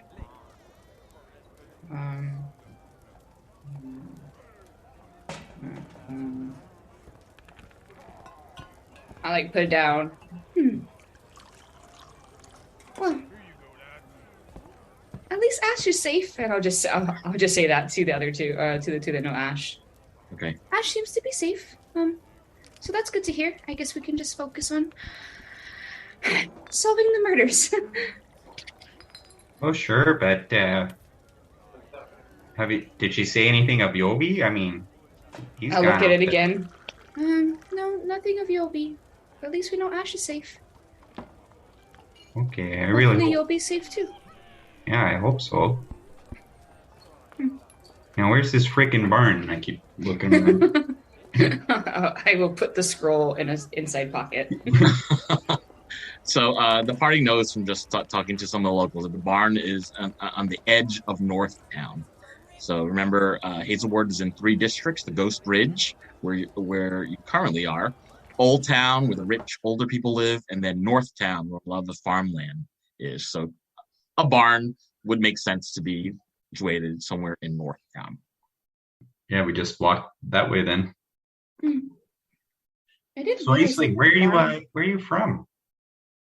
You said you're not from here. Do you know where the Feywild is? I mean, I know of it. I don't know how to get there. There. That's where I'm from. Oh, I suppose that makes sense. Account on the Sylvan that you speak. I mean, yeah, that checks out to me. Mm-hmm. I mean, I just never really met a Fey person before. I mean, it's a pleasure. I mean, I read all about you, and it's nice to meet you. Well, I'm sure all of it is true. I've read some terrifying things about the Fae, so Also that. When did you get here? To our plane of existence? I've probably been wandering around for about 6 months or so. Oh. All paths lead here, though. Or To Hazelward? to this general vicinity, the Oh no. 7 Sisters. Yeah. Yeah. Or is that a whole country? It's You're currently in the province of the Seven Sisters. This vicinity is where is where most things are leading. So I think we're on the same trail. We just arrived here from different directions. Mm-hmm. Well, you fell into good company, especially if you like wine. These two are actually from big wine families. And I'll point at Olena and Milo. Mm-hmm. And we'll just look and say, duh, this is true. And I'll say, oh yeah, that's true. Yep. Yeah, we're actually competing families, but we don't pay too much mind to that in this group. Sorry, I almost said the croutons, but old habits die hard. I'll drink anything. So maybe I'll try your all's wine, and I'll be the final judge of whose is the best. Oh, sure, I suppose. I have a bottle here if you'd like to try some. Maybe you could do a collaboration. Maybe add some of your I forget what you called them earlier. Blanking. My life flavoring. Yeah. Maybe you could add some of your flavorings to the wine. I'm sure that'd be a very wonderful complimentary beverage. I think that would be fantastic. Maybe one day we should. Probably not pre-bar. Oh, definitely not. After about 10, 15 minutes, the party has come upon a large red painted barn with a thatched roof. And the front door to the barn is slightly ajar. It's a 2-story barn with like the X half timber decorations of the wooden planks on the lower floor of the barn. You can see around the barn there are bales, rectangular bales of hay, and some animals grazing. You know, a lot of the typical things. Well, I suppose this is it, huh? Should we check it out, or do you want to look around the outside first? Or should we just go in? Oh, sure. I was just gonna knock, but we can check and see if there's anything outside. So Look you're around. going to scoot around. Yeah. Anybody who's searching outside, can you make a perception check, please? Oh, wow, that's bad. 5 for me. Milo. 8 for me. 8? You want Okay. to roll for Olena? 7. Oh my gosh, 7? guys. Olena, Good come old- through. Come on, Perception? Olena. Perception, Plus yes. 10. 10. Ah. The 4 of you are searching, and so you're doing a pretty thorough search of the long, tall grass surrounding the barn, but you don't seem to come up with any clues on the outside of the structure. Milo's just getting frustrated, so he just walks up to the kind of open door and knocks real loud. The knock rings hollow, and you hear an echo from the rapping that you take against the front door. Hey, hello there. Anyone in there? No response, Milo. The door's open. We're coming in to check it out. Just like a cop would. Okay. Okay. As we go in, I'll look to the group maybe just as a new addition. I don't want to change things, but what's your style? Do you knock and enter, or do you like to be a little more stealthy and then you're knocking on the door? Okay, never mind. We just knock and enter. Okay, fantastic. Milo comes clinging past you, and in all of his chainmail, just like, oh, excuse me. It's like noisy, even if he was trying to be silent. You could tell that it can't be. So the party walks into a barn that's about 60 feet long going back and about 20 feet wide from where you're currently standing. There are piles of crates and barrels on both the main floor where you currently stand, as well as ladders to some upper levels where you can clearly see the wooden rafters in the ceiling. You can detect some mice and small barn animals kind of scurrying about, but it is eerily silent. Actually, could everybody make a perception check now that you've all walked inside? These again. All right. Another perception check, yeah. All right. Halfling luck for that. Ooh, natural 20 for Milo with the halfling luck. Let's see, Elena, I don't think can do any better than that. She doesn't have anything. Okay, yeah. 19. 16. 16. All right, everyone's gonna get this. All of you are kind of noticing the very recent smell of sort of like a mixture of sweat and blood.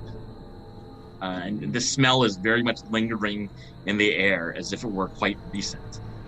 In addition, Aisling, you've also picked up some tracks on the ground that are leading both inside the barn and outside of the barn. And these tracks are humongous. They look like a beast of some kind. Do I know what kind of beast they could belong to? Can you make a survival or nature check, please? 19 survival. You think it's some sort of animal that lives in the mountains or forests, so something like bear, wolf. Something that would be native around here, or Something, is this something weird? that's local to Okay. Hazelward and this part of central Virlinia. Yes. I'll point those out to the group and just say, I don't think that this is all our barkeep's doing, unless our barkeep has bigger feet than they let on. It's not exactly a romantic rendezvous, is it? Siri, you can also detect from the corner of your eye. Siri has dark vision. It is a little dim here, so Siri has dark vision. You can see some bones around 40 feet ahead of you, kind of peeking out from behind a large stack of barrels. There's some dead things up there. There's some bones up there. I think everyone should get their weapons out. I'll just say that. Okay. And then I'm going to try to stay as far back as let everybody else go in front of me. Mm-hmm. I shall take the lead, Olena says. Milo will just follow her up. I can't move either of the characters. Can you move, Olena? Oh, wait, I can now. Sorry. Okay. Yeah. So Olena moves forward towards the large pile of barrels in the center of the room, and she notices a body of someone around the corner. Could you make a perception check with advantage, Olena, since... For Olena? Olena, yeah, since your party's kind of helping you. 0. I don't know why I keep looking it up. 2. So 14. As the creeping quiet of this barn starts to take over your senses, you are frightened at what looks to be the corpse of the coroner standing 20 feet in front of you. You can tell from his 2 horns that are sticking out on top of his head that it looks like a dragonborn body is on the ground. You can tell so you're standing about 20 feet away, you can tell that there are wounds on this body, but you need to get much closer to investigate the nature of the wounds. Olena will just kind of call out and be like, guys, the coroner is dead. And, The jerk that we met this morning? yeah, it looks like it. That was quick. He didn't seem too great at his job, and geez, I'm not nailing this Russian accent at all. That's fine. That's great. Yeah, so I think her and Milo would kind of just slowly walk up, cautiously looking around to make sure there's no creatures, since we know there's a creature in the area. Just slowly inching our way forward. So could you both make a perception check? Because it sounds like you're kind of inspecting things as you're walking forward. Yeah, so it's perception. 17 for Milo and 19 for Olena. Okay, so both of you are noticing as you're walking closer that there's this you're noticing the set of tracks on the ground that Aisling had noticed. And you're also noticing that not all of Shimash's ribs are intact on his body. That in fact, something or some kind of creature must have ripped out some of his rib cage, and there are ribs on the ground kind of near where your feet are currently standing. It looks like the corpse was at least partially eaten, but the head and the horns are still intact.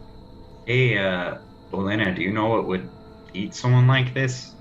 Do you have any clue? Make a nature check, Olena. Okay, Olena, let's see what her nature is. Can I also turn and ask Aisling about that? Be like, does this look like a creature from maybe your home? Mm-hmm. Natural 20 for that. Whew, 21 okay. altogether. 21. Olena thinks it's got to be either a bear or a wolf that did this. This is the doing of a bear or wolf creature. So sorry, Elena. Say it's definitely a bear or a wolf. All right. Yeah, Milo's just kind of got his sword drawn, Mhm. looking around because he's not sure where the heck this thing is, if it looks fresh, Mhm. if the body looks fresh or whatever. Olena, I should also let you know from where you're standing, about 40 feet away diagonally, you can see a large chest with a padlock on it. And that chest is behind the corpse of Shamash. So you would need to walk past the corpse to investigate that chest. I think first Elena would check out the corpse to see if she could even tell how old it is or anything like that. Like if it's super fresh, like Yeah. it just happened, or I guess it Yeah. would have to have just happened, right? Since we Yeah. just Yeah. talked. Just saw him, yeah. Yeah. So yeah, you have figured that out. And as you're kind of leaning down to inspect the body, Siri, since you're furthest away from the body, behind you, you hear a soft thunk on the front door of the barn, as if something was placed in front of the door. And as you try to turn the handle, you see that the lock mechanism has been busted and that the front door is shut. All of you can hear the light sounds of a fire crackling around all four walls of the barn. And within seconds, the scent of burning mold and wood begins to engulf your senses. Black smoke starts to rush up the walls like an upside down waterfall. Flames are starting to flicker from the hay that's in the rafters, as well as some of the very top planks of wood. Something or someone has just locked you in the barn. It's a trap. The flickering of the flames has started to pick up. It's starting to smell like smoke.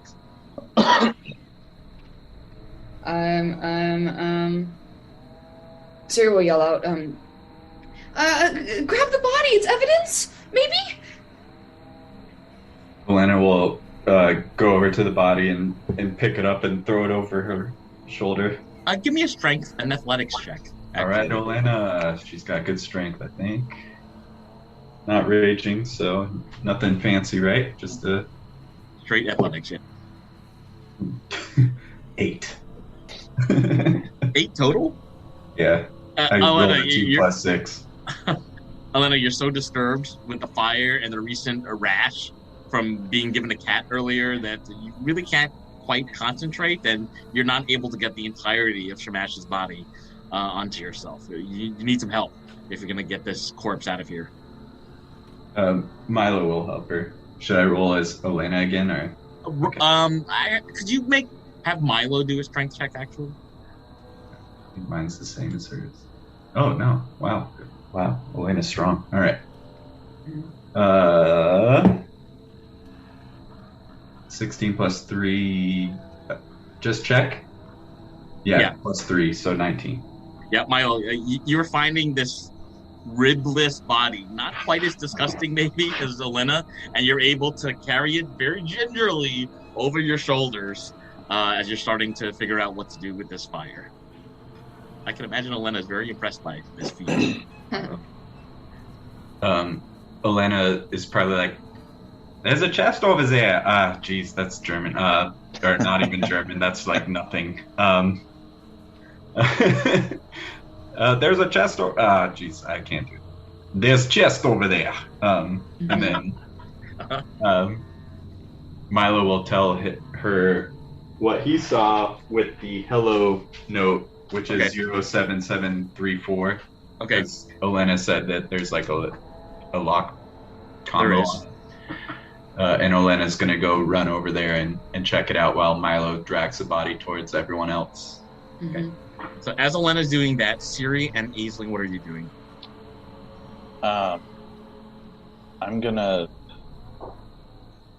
watch Elena. And does Elena still have the hat on? Yes, the straw hat, she does. Okay, okay, maybe the hat is the problem. And I will just go up to here,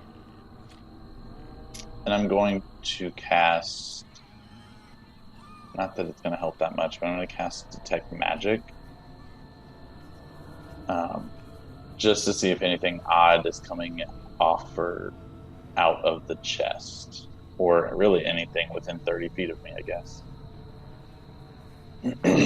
Aisling, southeast of you, behind a wall of the barn, you're detecting something magic, but you don't see how to get through the wall to whatever it is behind it.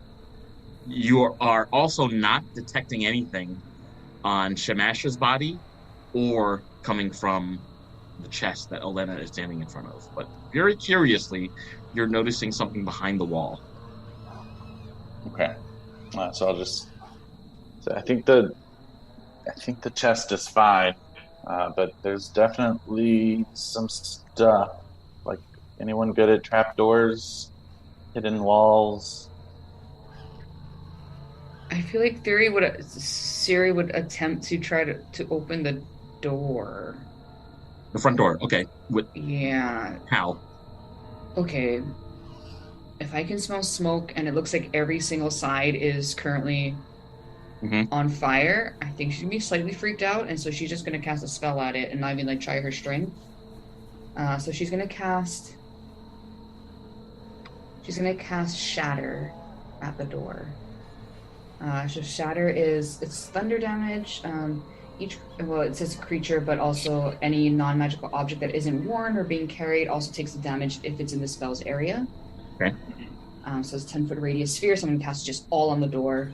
Got it. 3d8 thunder damage. Go ahead and roll 3d8. I'm going to make a constitution roll for the door. 17 damage. 17 damage. Siri, you shoot out this magic from your palms, and it kind of breaks up different parts of the door, like you're perforating the door with different polka dots of magic that have sort of busted open the wood in different parts. So it's not quite enough to take the entire door down. But you could tell the door is significantly weaker, and that with a strong push or maybe some more damage, you would be able to open the front door. Can I now see? Can I see through the holes that I've made? You can see through the holes to the outside. Yes. I'll wait for the next turn to do something, but okay. Okay. Let's go to Milo next. Milo, you see all this stuff going on. Elena's in front of the chest. Aisling has found some magic, and Siri is starting to crack open this door. What would you like to do? Milo, seeing that Siri's trying to crack open the door, will just still holding the body. Does that reduce my movement? He's quite heavy, so he's about 140 pounds. So my guess is yes, it will reduce your movement. I'd move half of 25. Would we say that's 15? 12 and a half, 12. 10? Okay, so I'll move 10. 10, yeah. Actually, I'll just drop him and run to the door and smack it a couple times to try and open it. Okay, we can do that. Give me a strength check. Athletics check with advantage, because Thierry has broken down the door quite a bit for you.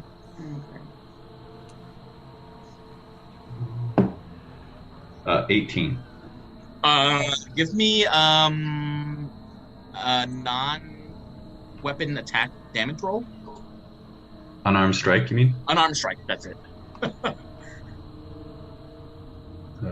4. Whoops, sorry. I just rolled it. Yeah, it's a 4. I don't That's know. great. Okay. Milo, you've busted up some of the places where there have been perforations made from Siri's spell. The door is almost completely broken down by your might. You can also see out the front door, but you're noticing, Milo, because you're pulling on the lock mechanism, that the lock itself is still stuck you need to continue breaking down the door or do something else to escape. If I have 2 attacks, can I take 2 swipes at it or no? Yeah, I'll let you do that. Actually. Okay. Do you want me to roll athletics again? Another athletics, yes. Okay. And you can also do it with advantage. Oh, advantage. Okay. 8 plus 14. Yeah, give me another unarmed. Oh, 14's not enough. So you punch at the door a second time, right where you think it's going to be like a ginger spot in the door, and you ram your shoulder into it, and you find out that there's actually another wooden beam behind it, and you're not quite able to break it down. Milo just starts screaming at the top of his lungs. He's terrified. He's just. All right. All the way in the other side of the room, Olena, you're noticing the flames are picking up. The room is starting to fill with more and more black smoke. But currently, you are standing in front of a chest with a padlock. Yeah, she's just putting in. Olena's just putting in the code 07734 that Milo told her about. Olena, Olena, actually, give me a dexterity check. Can you unlock a padlock in 5 seconds? In 6 seconds? Give me a dexterity check. +2 to that? Okay. 13 altogether. Olena, you managed to get 3 of the digits open in 6 seconds, but not quite all 5 digits. But you are kind of feeling, as you're handling the lock, that you are starting to loosen the tumblers within this metal padlock. But it's not quite open yet. Olena's just going to keep fumbling with it until she gets it done. Okay. Aisling, we're going to go to you next. Can I start sort of inspecting the walls and the around the barrels and things to see if there's any sort of trigger mechanisms?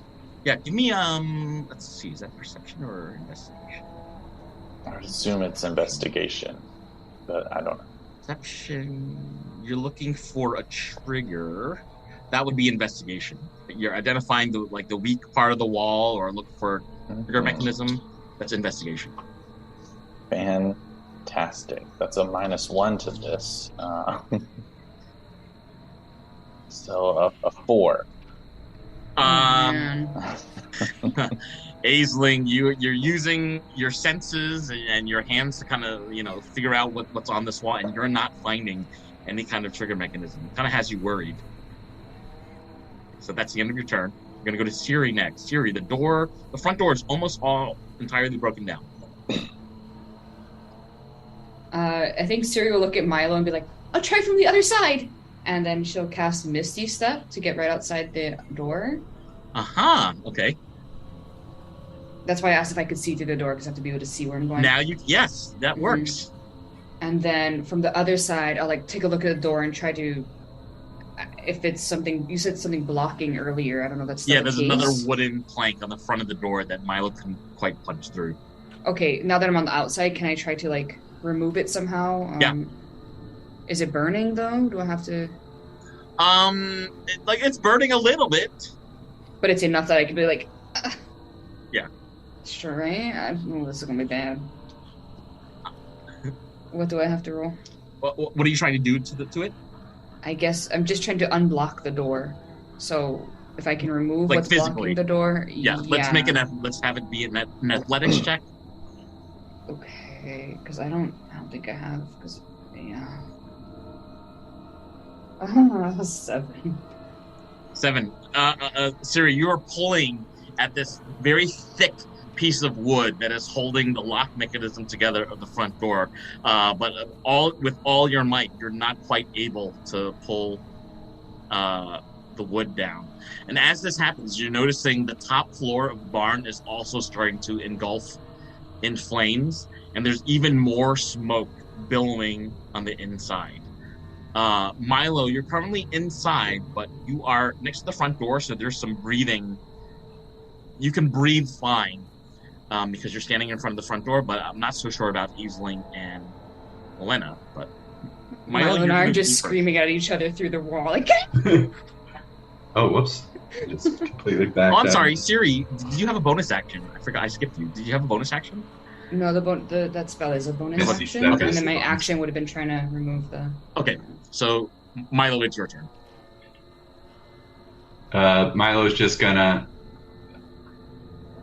25. He's gonna move 25 feet, which is his maximum, and then so Misty Step towards Elena and just be like, "I got the rest of the lock. Get the hell out of here!" Just like, because I don't want to kill Elena. I really don't want to have her die in a fire on my watch. So. Milo, because you're ending your turn on the inside of the barn, and the barn is billowing with smoke, I'd like you to make a Constitution save. Save? Oh, geez. Plus nothing. Worry about the smoke inhalation here. 7. Yeah, that's going to be 3 points of physical damage, Milo. Yeah. Do you have a bonus action? No, the bonus action is the Misty Step. Oh, it was the Misty Step. Okay. Olena, you're next to act. You've got 3 of the digits open of this lock.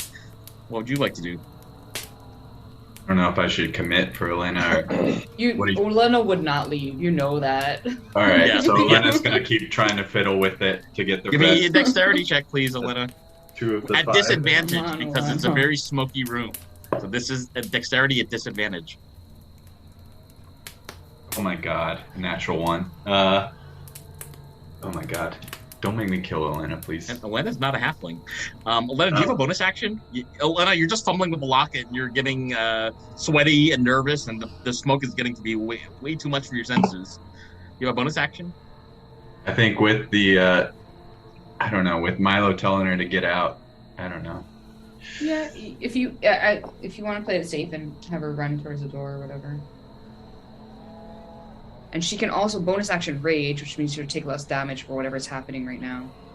I don't think she'd take less, like, smoke damage.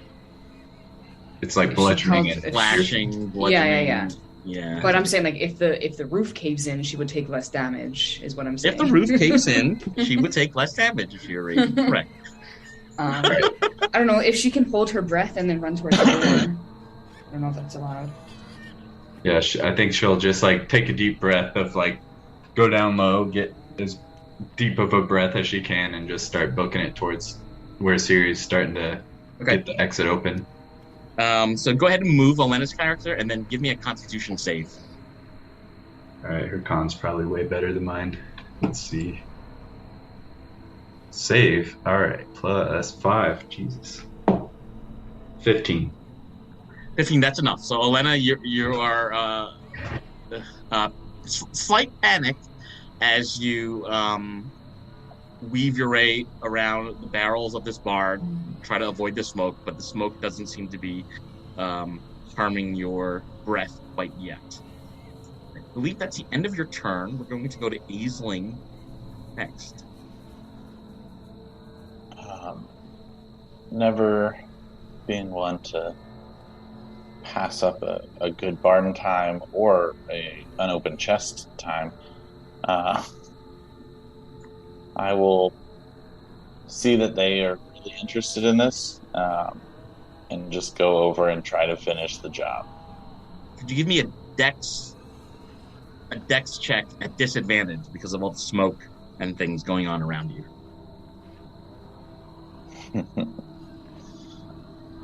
That's a 6. Oh my god. Yeah. Aisling, you're really fumbling with this padlock here. The smoke is getting to be quite intense as your eyes are starting to tear up from how acrid and bitter the smoke is infecting your senses. As a bonus, I guess, can I just take one of my wings and just kind of wrap it around my mouth and nose and kind of try to prevent a little bit of a barrier? Mm-hmm. Yeah, you could absolutely do that. And I'll look at Milo and just say, I mean, I think between the two of us, we could probably just carry the chest out. Milo's just hacking up the lungs, just crying his eyes out. All right. I think that's the end of your turn. Siri, you get an action. Siri's probably freaking out, so she's just gonna upcast Shatter at a 3rd level. She's like, I just need to bring down this door. Okay, go for it. So that's 4d8 now instead of 3. Oh, horrible rolls. So I had 14 damage. Siri, you managed to strike the door in all the right weak points, so that the rest of it kind of explodes into embers at your feet, and you avoid the splinters because you're standing at an angle, so that the splinters are all kind of falling on the inside of the barn. So I'm the just front yelling. door is wide open. Yeah, I'm just yelling, the door's open! Get out! Get out! Get out! Follow my voice! I can use a bonus action. Speaking of following my voice. Are you guys already, you're gonna carry the, oh shit. Mm-hmm. I think I know what you're gonna do. But I want to know if they're able to carry I want to use my Mantle of Inspiration. But I can't, wait, let me read it. Does it require concentration? I gotta look at that. Each creature, no, it doesn't require concentration. No? Okay, Each creature can immediately use its reaction to move up to its speed without provoking opportunity attacks. Ooh. So if you allow me to do that, then I will cast it on them, and then maybe between the two of them, I don't know if they're dragging out the thing.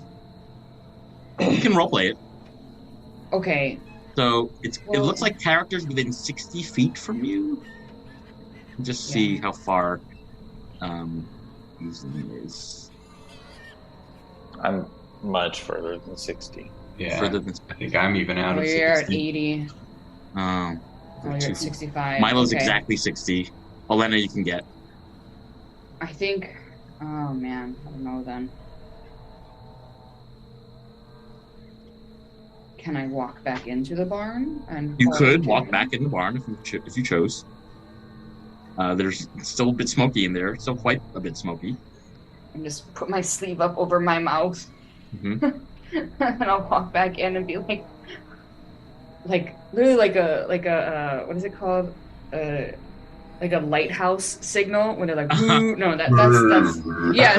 Sorry. Yeah, the boats. Yeah. I'm just woo, or like the lowest voice you've ever heard Siri give off, just trying to signal you all to come towards me. And so Siri, I use Mantle of Inspiration, and it also grants everybody 8 temporary hit points, FYI.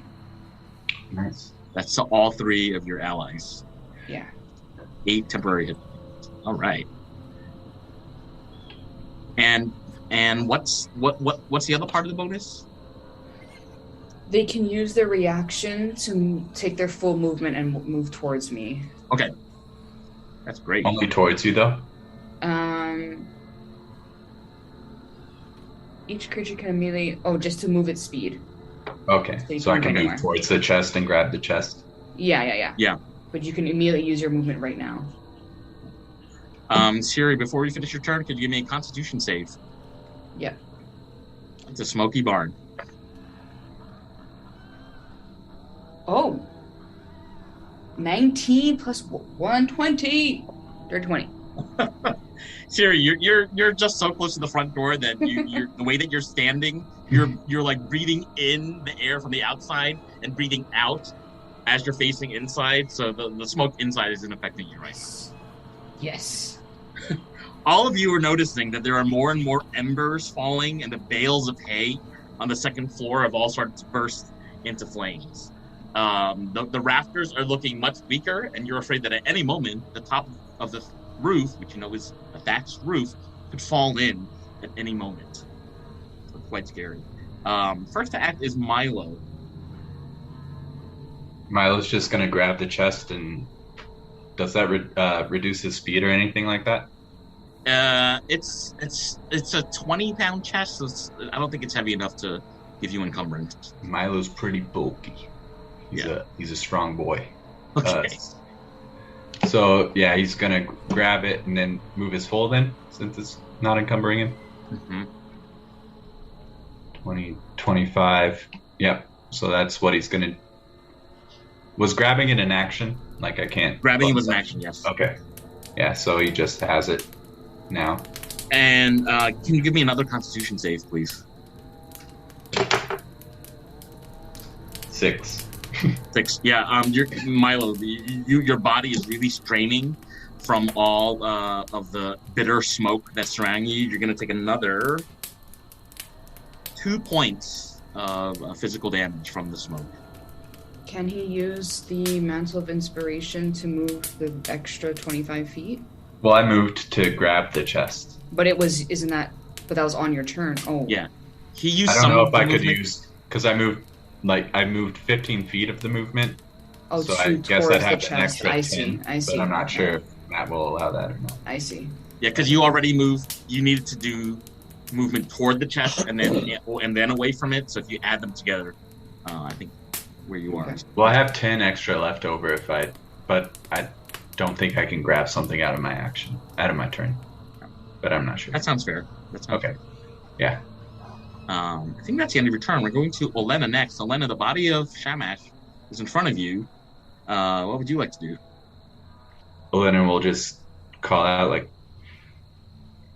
should I grab body? And then Not if it gets stuck. duh.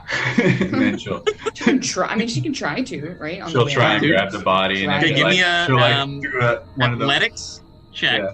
at disadvantage. All right, 10 is the worst. Olena's athletics is +6. Holy shit, 16. Oh, 16 is enough. You're able to drag the body. So I don't know if this will encumber you. Again, it's about 140 pounds. I don't know how to tell if it would encumber. Lena can carry. Weight carried. She has 110 pounds carried. Jeez. Wow, she has a lot of gold. Milo, I give you all my gold. No. If she's pushing, it would not encumber her. If she carries, her max is 240, so it would encumber her if she carries. But if she drags the body on the ground, she can do it. Yeah, she's gonna drag it behind her. Okay. So yeah, she would have to do. So half she her can movement get there. maximum. Since I moved 5 to get to it, and then. Okay. Yeah, so she's right there with the body right behind her as she's dragging it out the door. And could you give me a con save, Olena? 18. 18. Okay, that's enough. Aisling, we're going next to you. I guess we're leaving. Just kind of standing here. Are there any markings on these barrels that indicate what's in them? Give me a perception check at disadvantage because of all the smoke. 7. You're picking up some random symbols and letters, but it's so smoky in the room you can't make out complete words or images. Okay. You can take that as a free action, so I'll allow you to take a full action. I will. That's 25. Are you pushing, pulling, carrying? I'm just the running chest? with it like a football. Oh, He's okay, so carrying. you have it. Okay. So I guess I'll move and dash. Mhm. So that's 25. Could you make a con save, please? It's the end of your turn. Oh my gosh, D&D Beyond is not like me today. That's a 5. Aisling, you're going to take 6 points of damage from the smoke inhalation. Wonderful. So you're like gasping for breath as you're noticing that your allies have the body of the coroner being dragged across the floor, and Milo is sort of proudly holding the chest in his beefy arms. It's now the start of the next round, and all of you are noticing. All of you can hear this crackling of the roof, as you can all kind of hear from the inside that it has burst into flames, and you can now see to the sky above because different parts of the thatched roof have now become open to the sky. You can also see and hear the rafters of the roof are getting much, much weaker, and you're feeling like they could drop to the ground and fall on top of the floor of the barn sometime within the next 5 to 10 seconds. It is time to get out of here. Who's first? Milo's first act? I haven't Yeah, gone Milo, yet. your first act. I haven't gone yet. Siri, I'm sorry, Siri. Thank you. Right, because I'm at the bottom, right? Technically? You're the bottom. Yeah, Okay. I totally missed that. Yeah, thank you, Siri. Yeah, no, so I will, now that I can see everybody running towards me, Yes. I'll keep, like, I'm just gonna back up to right to the door, like, standing in the doorway, and I'll do the mantle one more time, now that I see everyone is currently running towards me, so that everyone can use their reaction right now to move whatever their speed is. Okay. So I'll keep calling, like, I'm calling them to me, like, come here! Everyone can take their reaction to that immediately. Oh yeah, Yeah. Elena's. So I'll move Elena out. Okay. I Yep. can't move the body. Milo, is that as far as you can get? That's as far as I can as get far as you can get? with my little nubs. Okay, so Siri casts the mantle. Everyone use their reaction. You have a bonus action, Siri? That is the bonus action. That is the bonus? Okay. I feel like as an action, it's not gonna do anything, but she's just gonna like cast Mage Hand and act like I'm like trying to help pull Milo. Yeah. Okay. You know what I mean? So it's like just for Like visual, I'm drag like, him by oh, his collar. doesn't do anything, but I'm definitely like, let's go. Just getting pulled along. Like, ugh. I think that's all she does. She's gonna stay right there and just hope that make sure that Milo gets out. Great. I think Elena is next to act. Top of the turn order. Elena's outside of the barn right now. She's Elena? got the body. She's just backing away from the Okay. inferno with Got the it. body. Got it. She's just Milo. out. Milo, you are 20 feet away from the entrance of this barn, carrying the chest. What would you like to do? I'm gonna just 20, 25. I would stop in Acelings, but I'm gonna use my action to dash. Yeah. And just get away from the barn. But so Milo, as you exit the barn, it's at this moment that some of the rafters from the second floor have collapsed and fallen onto the barrels of the floor of the barn. And all four of you are now standing on the outside of the barn as you're noticing that it's all kind of been engulfed in flame. Scary sight. Wonder who did this to you and why. Yeah, Milo's just looking around to see if he sees anyone around the area. Give me a perception check, Milo. 11. You don't notice any person, but you do notice some human-looking footsteps that have gone towards a part of town that you haven't been to yet, which is the old town. Milo's just Yeah. I'm trying to point to the footprints, but just coughing up smoke because he just took 2 rounds of smoke inhalation damage. So he just trying to like signal to his party that there's footprints over there, and then like trying to signal that they're leading off towards Old Town. Great. Siri will like just come over to you and be like, just sit down, sit down. Here, have some water. Can I wander around to where I think the outside magic of the barn is from where Yes. I detected magic? Yes. And I guess if it hasn't been 10 minutes, it's still up. Yeah. Parts of the barn have collapsed into a heap of fire, a fire that has not gone out. And from where you're standing, Evelyn, you can still see that there is something magical that is now buried beneath piles of timber that have cracked apart from the walls of the barn and are now sitting in a pyre on the ground. On the outside of the barn? It's on the outside of the barn, kind of like underground, underneath this pile of rubble and timber. Okay. I'll kind of just point that out. Looking at the rest of the group, is anyone Who's more injured? Yeah, how does everybody look? Milo's 5 points down. Not too bad. How about Olena? I think Elena made all of her saves. She's good. She's at 41 and 45. Okay. I'll look at Milo. Oh, dang. Ooh. And I will just kind of sparkle at you in your general direction. Kind of shine a little brighter, maybe. Maybe it's just the sun. And you get 5 points of healing. Plus 1 temporary hit point if you don't already have temporary hit points still.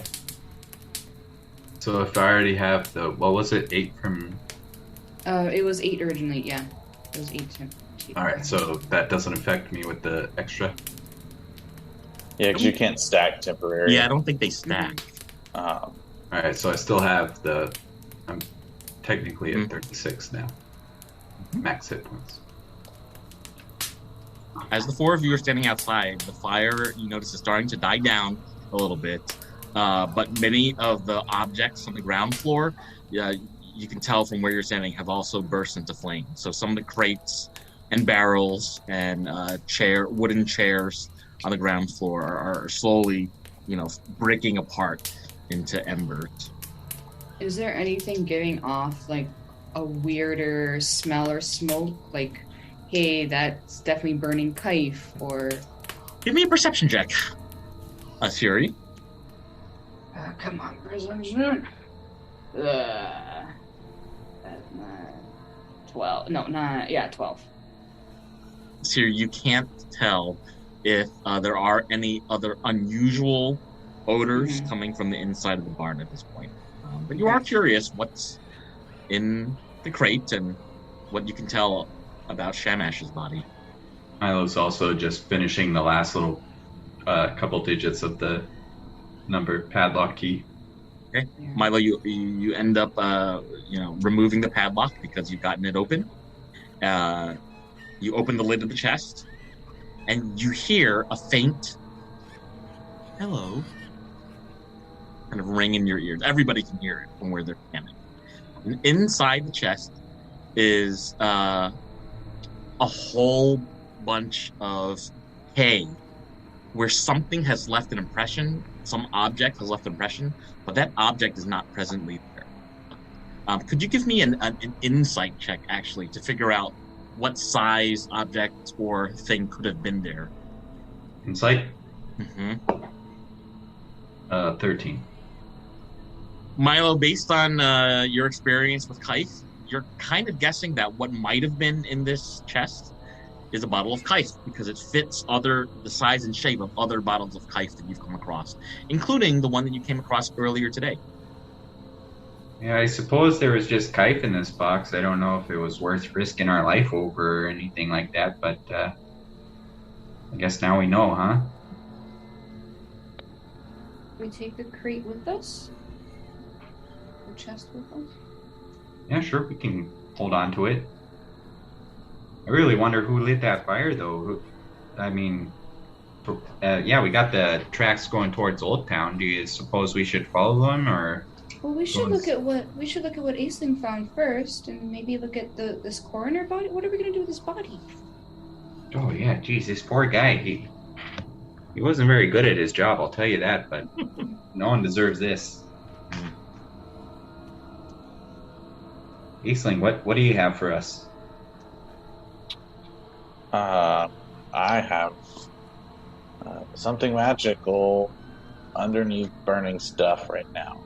I can't quite tell if it's buried or if it's like underground, maybe a tunnel of some sorts. But it's right here. And I'll kind of just point out the area where I'm getting the ping. Okay. Somewhere around here. Does it look like it'd be safe to start digging up right now if we wanted to? The things that have fallen on top of it are still burning, but the burning is slowing down. Okay. Does it look like a lot of stuff? It would take some time to pull away all the objects that have fallen on top of it, and they're currently burning. so it might take even longer unless you have a way to douse the fire. I'll take out my family longsword that I can't use because it's too big for me. And I'll just walk over and be like, okay, where? I'm just gonna mark it. I'll just mark it, like as close as possible, and then we'll come back for it, maybe? Should I leave my sword here? I don't know. It's like a fucking jewel-encrusted sword. I don't know. Yuri, I don't recommend leaving your family possessions out in the middle of we town. want to make sure we remember where. I'm sure we can remember. We can recall close enough, at least, and we can. Well, I can just maybe I'll just stab. I'll just stab it to the ground a few times. Okay. No, you're actually using that sword pretty well. It's quite. Oh, thanks. Yeah, you're getting the hang of it, I'd say. I mean, only It's a matter pretty of time. heavy. Oh, yeah, it looks proper heavy. I tell you what. Should we check out the body? We can. I'll start searching the body with Elena, I guess. Okay. Both of you give me a perception check with advantage because things are calm now, and you have some more info. So Both of us take advantage, or just one of The us? two of you, Olena and was it Olena and Siri? yeah. Yeah, Okay, so Olena and both Siri. of us roll with advantage. Both of you can roll with advantage. That's not great. Oh shit! Not 20. That's what- That makes got no a sense 7 for me and to a show 4. it to you. 4. Okay, well, Siri has Olena can't figure out anything from the body. There's nothing here. This is stupid. Siri notices a few things. That one. That's the same dice I got the net 20 on the last one. It's the only one that's rolled above a fucking 10. Damn it. Stick to that one. I know, right? God damn it. So Siri notices that, fortunately, you were able to get the body out without the body being burnt. So all the things that the body was carrying, including his backpack, which you might remember from earlier, is intact. And you're kind of inspecting the things that are in the backpack, and you find a very interesting scroll with some notes about the recent murders. It looks like a list of locations that Shamash was intending to investigate. And that list includes the house of Sir Thames and the house and forge of George Gilly. There's a third line written on the scroll that says, ? Where is Grayson Gilly? Grayson, you might recall, is the daughter of George. So it looks like a to-do list, and give me an investigation check as well, actually, Siri. Investigation? Yeah. Okay, don't fail me now. 14? 14's good. Okay. Siri, you notice from the way that Shadmash's penmanship has formed impressions, how hard he must be writing into the paper, that nothing on his list has been checked off. So it's as if he's been creating this list this morning, but he hasn't actually accomplished all the tasks on this list. But you're not worried because somebody must have wanted him. Somebody clearly wanted him dead, and somebody also wanted you dead. So you're trying to put together who might this be, and is there still a killer on the loose in this village? Okay, so would it be safe to assume... Siri has a decent wisdom. Would it be safe to assume that the coroner... Very soon after we met with them this morning, the coroner came here with a to-do list, didn't get any of it done, and then was just killed didn't do much between us seeing them versus being killed, is what I'm trying to ask. That might make a logical conclusion. Yeah, I'll pull up the scroll and I'll say, well, it looks like he had a plan in mind but didn't accomplish any of it. He didn't even get a chance. He didn't go to Sir Thames' house. He didn't go to the Forge of Gilly, or he didn't find Grayson either. He just came straight here. I don't know why he came straight to the barn, or who told him to come straight to the barn. But it looks like he came here, and before he did any investigation, he got killed. Mm-hmm. And then we got sent here, and the only people that knew that we were coming here was Jesk, right? Or I guess anyone at the bar. Yeah, I suppose maybe it was Jesk that started the fire there?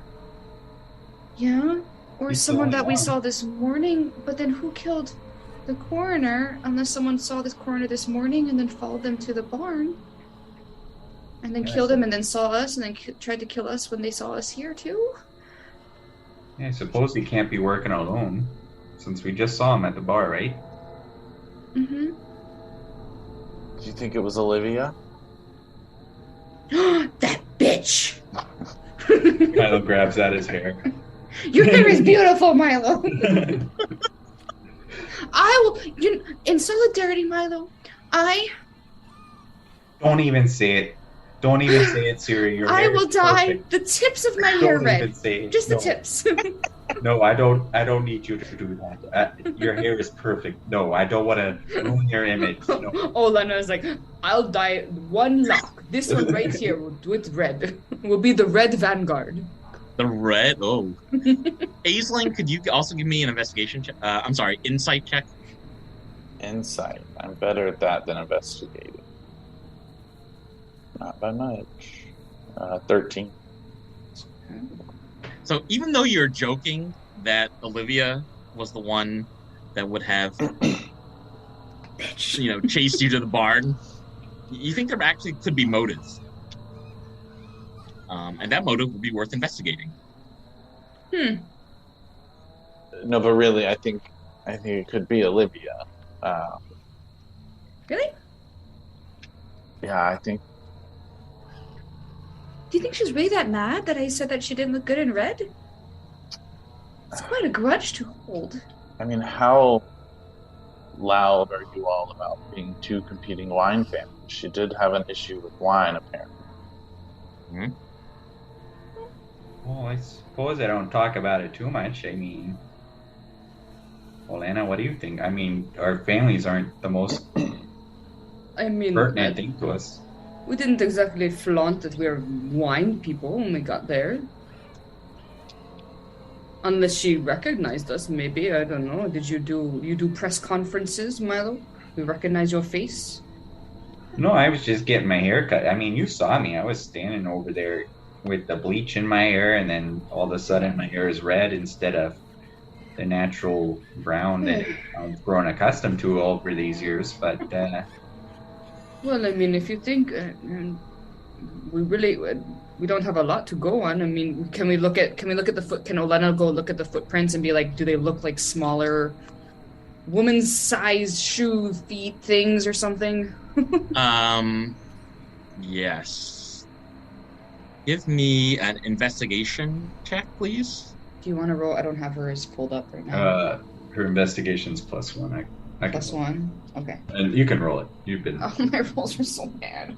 Do it. You got it. I got 13. Okay, 13 plus. What'd you say? +1. 14. And the question was, do they look human or female? Yeah, do they look human? And I don't know if Olena I guess she didn't get a good look at what she was wearing. Although that dress did fly up. So Yeah, when I blew the dress up, did we see the shoes? was she wearing heels? So you did see the shoes. She was, Olivia was wearing heels. The footprints, however, that you see here do not have heel marks. In fact, they look like more masculine shoes. Like from flat your guess. loafers or something. Yeah, something like that. Something human-sized as well. Okay.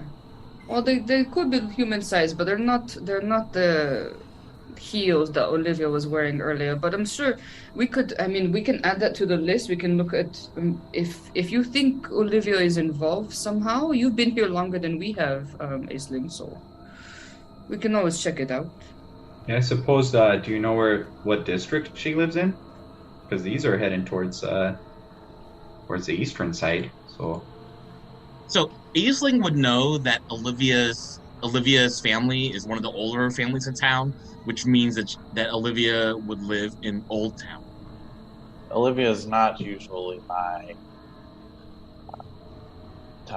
type, I think is how you could say it. But her family does come from money. They do live in the Old Town area. They've been here quite a while.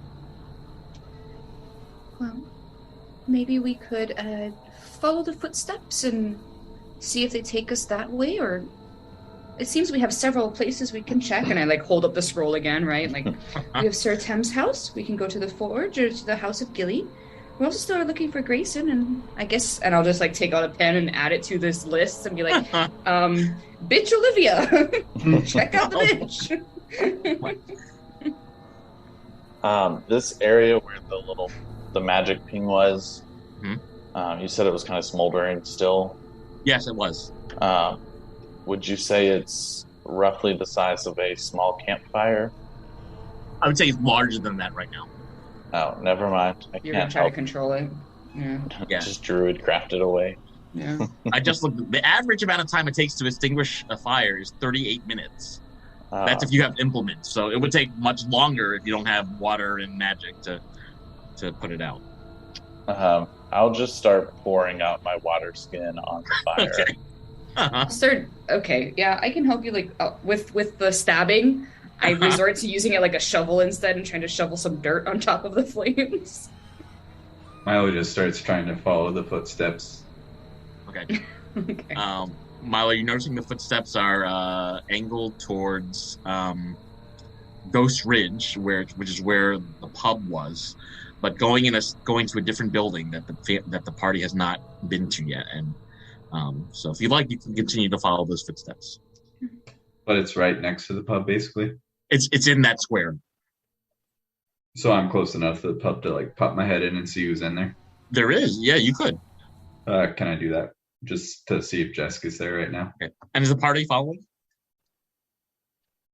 I don't know. or are you splitting up, or Is Milo going by himself as we try to put out this fire?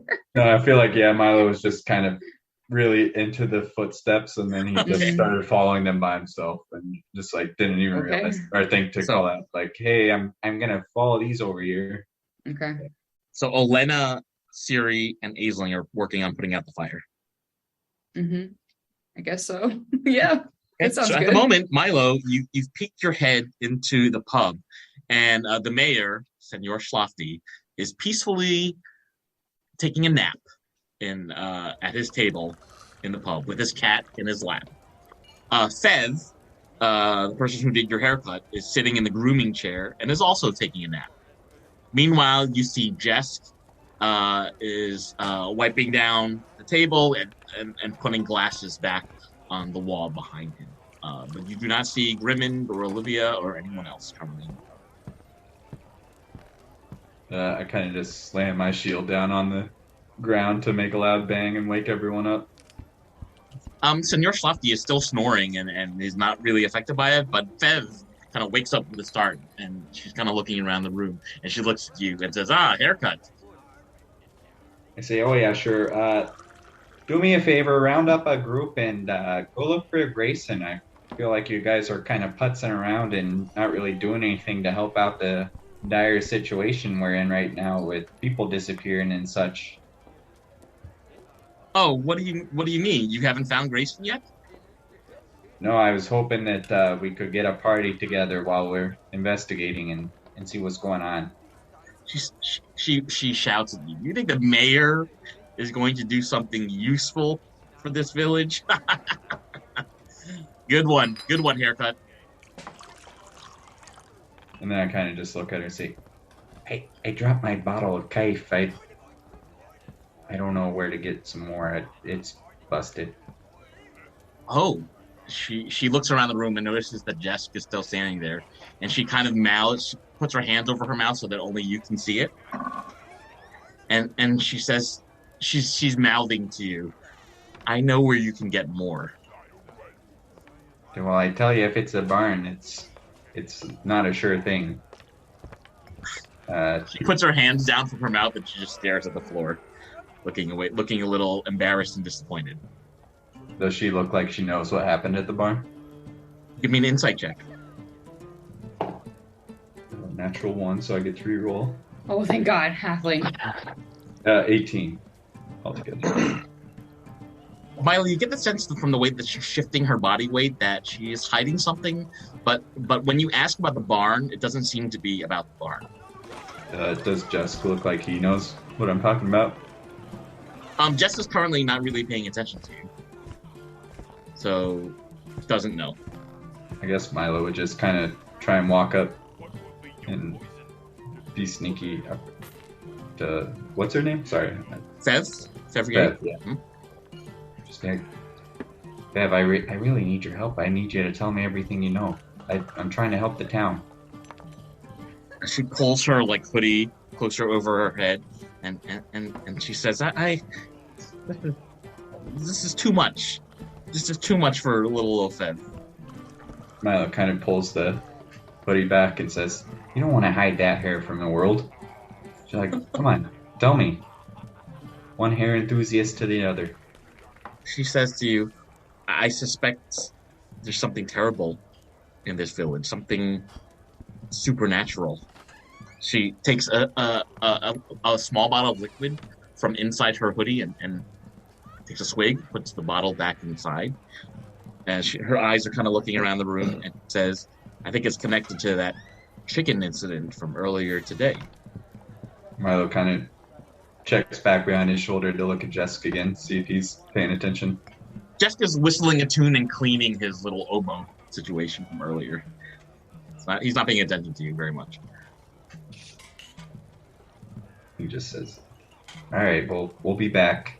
And just leaves and goes back, following the tracks to where they came from, and says, I know where these tracks lead, but I really don't know what's going on. I just went back to the bar and Jessica's still there, and doesn't seem like anyone really knows what's happened, and definitely don't know about the barn. Okay, so Milo, you've walked back to where the barn is? Yeah, back to the rest of the group. Okay, so the three of you, while Milo was having this conversation, were working on putting out the fire? Mm-hmm. Okay. Let me see here. Could you all...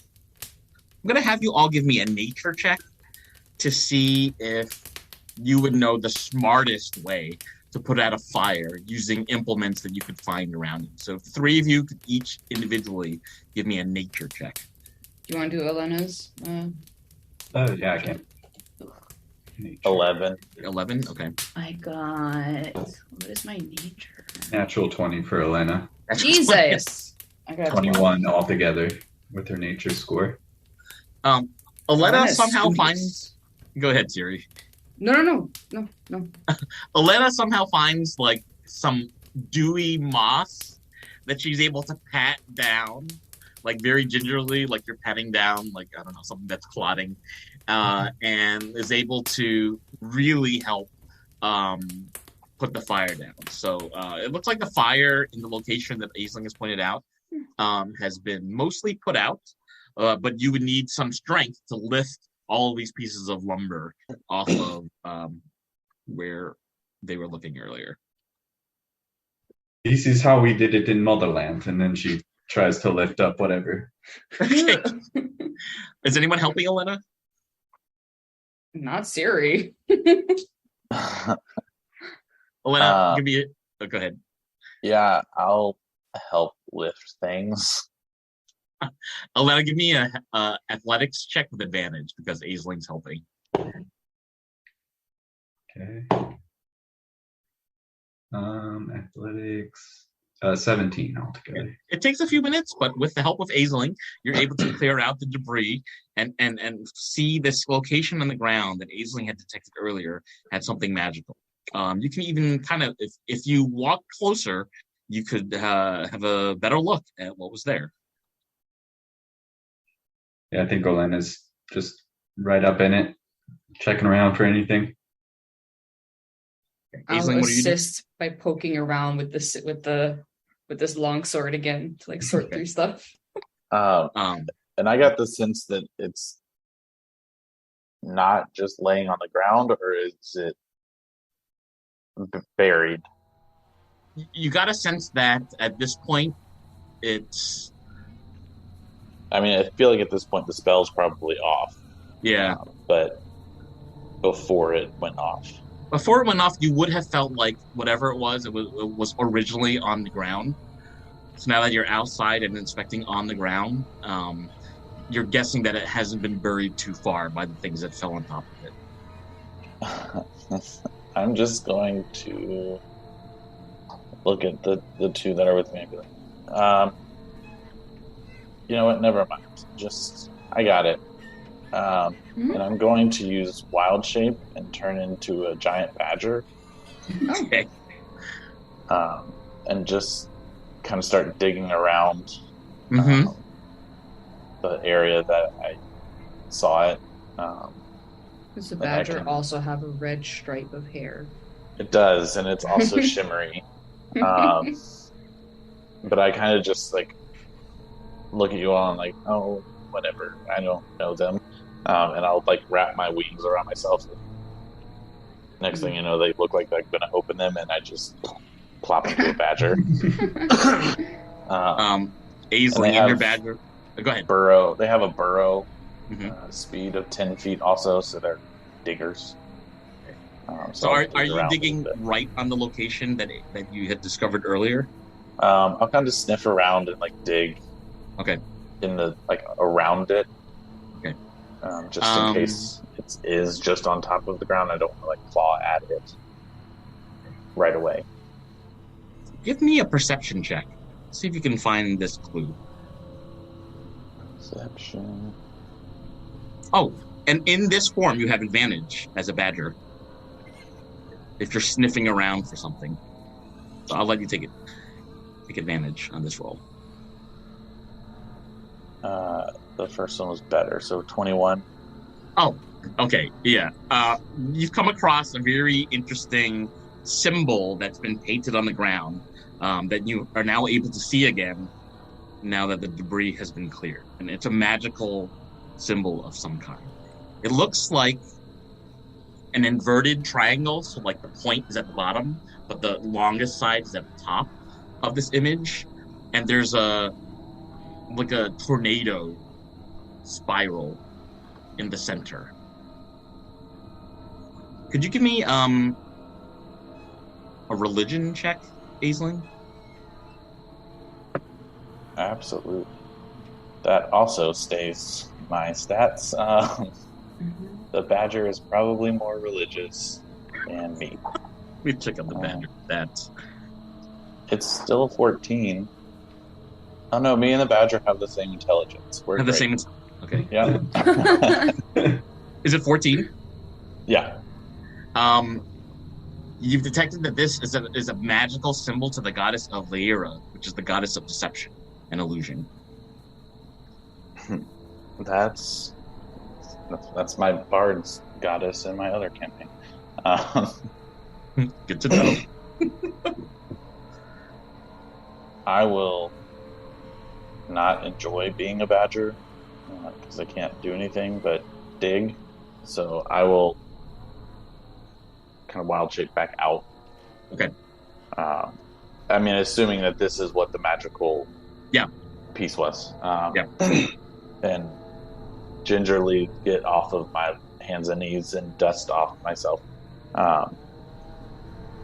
And point out what I found and say that this is what I was sensing. Do we have anyone that's really that religious here? Aren't paladins kind of religious? Where's our paladin? That's when we notice that Milo's gone. Yeah. Wait. Siri, could you give me a history check, actually? Oh, my history is not great. That's a 4. 4. Mhm. Okay. We left the intelligent people outside. Yeah. Yeah. Yeah, you're not quite sure if you've encountered any connection to Lyra in your recent travels. But it's at this moment that Milo has returned from his following the footsteps. Milo, actually, you didn't follow all the footsteps because you ducked into the pub, but you do have some information. It sounds like you wanted to parlay. Yeah, basically tell them everything I learned at the barn, and then you know the tracks don't lead back to the pub, so I don't think it was Jess, but they were right by the pub. I didn't follow them all the way. I didn't want to go alone, but Okay. I peeped into the barn. I saw Jess in there, and I heard something disturbing that there's potentially demons afoot here, and just wanted to get with the crew before I went off and did my own thing. So I'm back here. You all want to go follow this lead or wait a night, or what do you all feel? I mean, if they're footprints, they might be. Like, if we don't follow them now, then the person may not. You know what I mean? Like, they might not be there for much longer. Could you look at this symbol though, really quickly, now that you're back? Can you make a religion check, Milo? My religion's not great. 6. Yeah, Milo, I've never you- seen this thing in my life. This is Yeah. this is gibberish. Oh, okay. Is it? Did you say it's just like carved on the ground, or is it actually like a physical something that can be touched? It's both. It's something that's been carved in the ground, and if you wanted to, you could touch the symbol. I'll try to pick it up, or like see if it's like on something solid that can be traveled with. Like, is it on a slab of stone? Yeah, it's or... carved directly into the rock floor, so Oh. you'd have to cut it out if you wanted to travel Okay. with it.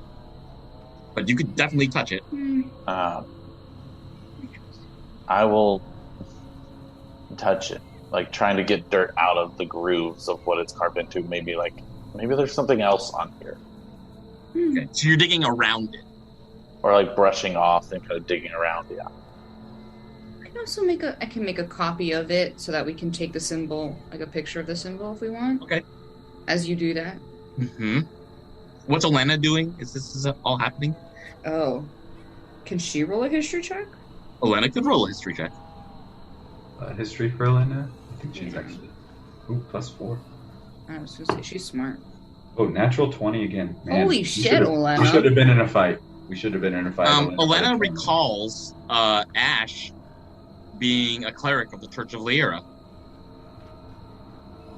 I suppose Ash had something to do with this. I'm gonna type some information to you in the chat. Just kidding. I wouldn't make that accusation. That's Elena. I don't think Elena would make that accusation. Milo would have. Siri now has a drawing of this image. Aisling has dug around the symbol a little bit, not really finding anything, just more rock of the same color and consistency as the rock that has been carved. Milo's kind of like, looking around, trying to figure out what's going on, and Elena seems to have some insight as to this symbology here. I'm going just because you gave it to me. I'm going to sit up really fast. I get it now. And I'm going to rummage around in my bag and pull out a bottle that sprays seltzer and try to clean the area to make it easier to draw. And I'll just start spraying it with this clown costume water that you gave me. Because a little pressure wash helps get all the dirt out of the crevices. Okay. So you're kind of cleaning this symbol area. Yeah. Someone spent a good amount of time doing this. We want to make sure their art is appreciated. Okay. Is it hot? The symbol is not hot.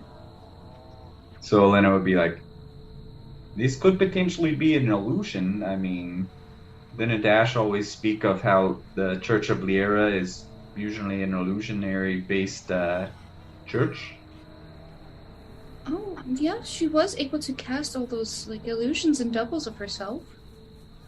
What would be the illusion? The barn? That the barn is something else? That Is the barn actually on fire? And Elena will put her hand above the fire to see if it's actually hotter. Yeah, there's still definitely some smoke. Okay. Smoldering, yeah. Well, there goes that thought. I wonder if there was that Olivia lady said there was a temple in no, that wasn't Olivia, that was Beth. Sally Beth. Maybe the temple is for this god. Maybe we could maybe there's a cleric there that we could call upon. Although I don't know if it's something we would trust with anyone in the town. It seems like it's almost like an insider job. Has this fire drawn any attention, or are we the only ones out here? In this particular part of the northern sector of town is much more secluded. The cavalry has not arrived, but also Sir Thames, who was the town sheriff of sorts, is no longer around to sound that alarm. So, not really have drawn any attention. Well, how about we just follow these tracks, see where they go, and I mean, we don't necessarily have to act on them yet. We can just see where they go and make sure we don't lose the trail, and and then maybe look around a little bit more. Yeah. Maybe ask around at the temple, like you were saying there, Siri. Yeah, we have the picture of the symbol, so we can always keep investigating it. Yeah, I think that's a good idea. Let's just see what we can do for now, and we don't have to rush into anything, but at least know everything we do know at this point, which there's tracks leading away from this fire that tried to get us, and we got to find out who tried to light it. All right, after you. Milo just goes back to where he initially split off of the trail to go to the bar to see if everyone's there, but tries to see if you can follow the tracks again. Yeah, so you are able to successfully follow the tracks all the way back to the main square in the Ghost Ridge, where you notice the tracks trail off a little bit towards the old town, and you follow them all the way to what looks to be a fairly well-trafficked building, which is called George's Forge. This is where George Gilly had set up his shop for forging weapons and armor and so forth. And his forge is next door to his home, his family home, where even from where you're standing in front of the home, you can see that there is a doghouse in the backyard. Currently sitting in the middle of all of the tools, like the tongs and the nails and hammers and things that are in the forge, it looks to be a woman wearing like a leather half dress of some kind. Kind of looks like it has large brown buttons, as if they were like overalls, and she's got like a bit of a poofy white shirt underneath. And in one hand, she has a mug that she's drinking from, and she's crying, and looks like some of her makeup is running a little bit. She looks very despondent as she's sitting in the middle of the forge area. And that's where the footsteps end. Milo sees the lady crying and just like kind of, oh, and then lets Siri and Elena walk in front of them to. Like, I don't know.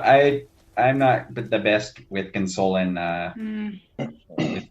people, so I don't know if I should take point on this one. Okay. I just pat his red hair. It looks good, right? You should say super concerned about this. I guess Elena and I will go forward. Okay. Excuse me? Are you all right? The person looks up to you, and you can see, now that you've gotten a closer look, you can see they have several tattoos on their arms and face. The most prominent being a set of red and orange flames that starts at her neck and kind of extends to the very bottom of her cheek area. She's wearing several metal rings on both her hands, and she's kind of like really pounding the liquid in this mug.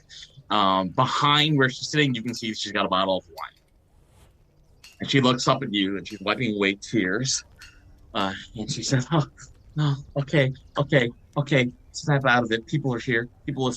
Hi, welcome to George's Forge. George, am I okay? No, I'm not okay."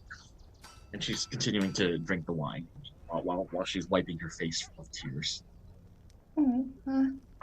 Siri would try to console her, go over to her. Are you, what is the name? Grayson? You don't happen to be Grayson, are you? She shakes her head no and gives you a fist bump salute and says, "I'm Laugh wine drinker." She, her. I'm George's apprentice, or I guess I was George's apprentice since George is no longer with us. I don't know. I don't know what happened. And I don't know where Grayson is. And I don't know what I'm gonna do with his dog, the dog in the yellow hat. No one's gonna be here to take care of him. I don't know. I don't know. Today's been a horrible, horrible day. She takes another big swig from her mug. Well, I know that you're very stressed out right now, and no one should blame. And you have every right to feel those feelings right now. And we're trying to figure out what's going on. Hi, I'm Siri. She, her as well. Could we maybe? I know you're probably not in the best headspace right now, but if we could just ask you some questions to figure out what's going on, we could hopefully help you. Okay, sure. Just ask away. Okay. Whatever you want to ask. Do you know what the barn is? Have you been to the barn recently?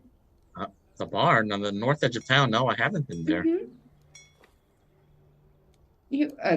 Is she lying? Is that true? Make an insight check. Izzy, you need to move. I can't see my sheet. Oh God, that was a 4 on the dice plus 5, 9. Yeah. You think she's pretty serious in telling the truth? Okay. That's so we followed some footsteps to get to here, and we thought maybe those footsteps were yours. We just came from the barn. She says, "Not my footsteps. I've been here for quite some time, just stressed out over the loss of my boss and not knowing what to do with this business. I'm the only adult left in Grayson's life. Her mother passed away as well." Yes, we've been looking for Grayson. Am I close enough now that I've gotten there to see what she's drinking in the cup itself? She's drinking what looks to be a white wine. Okay. Well, we're hoping to find Grayson as well. Is there anything you can tell us about what's been happening, or maybe where Grayson likes to hang out sometimes, or really anything? We don't know much right now other than that George has unfortunately passed. Well, if you ask me, I think Grayson's looking for a mother figure since her mother passed away, and there's that cleric Jamie who works at the Church of Lyra. I know Grayson spends a lot of time in the day over at that church. Maybe when she becomes older, she's going to end up praying to the goddess of Lyra. I mean, I don't know. Those are just funny thoughts that run through my head sometimes. And at this point, she throws the mug on the ground and just starts drinking directly from the wine bottle. These are my friends. I just don't want to keep talking. Sorry. This is Olenna. She, her. This is Aisling. She, they, he, them, Faye. And this is Milo. He, him. She nods at all of you and gives you the fist bump salute and says, "Laugh, wine drinker, she, her. Welcome to Hazelward." Oh, hey there, Laugh. Nice to meet you. Say, did you see anyone coming back from the barn towards this way? Maybe they looked a little singed. We literally almost just got burnt to death in a blaze. Oh no. Someone tried to harm you? Yeah, I suppose so. I mean, have you heard of what's been going on in the town besides, yeah?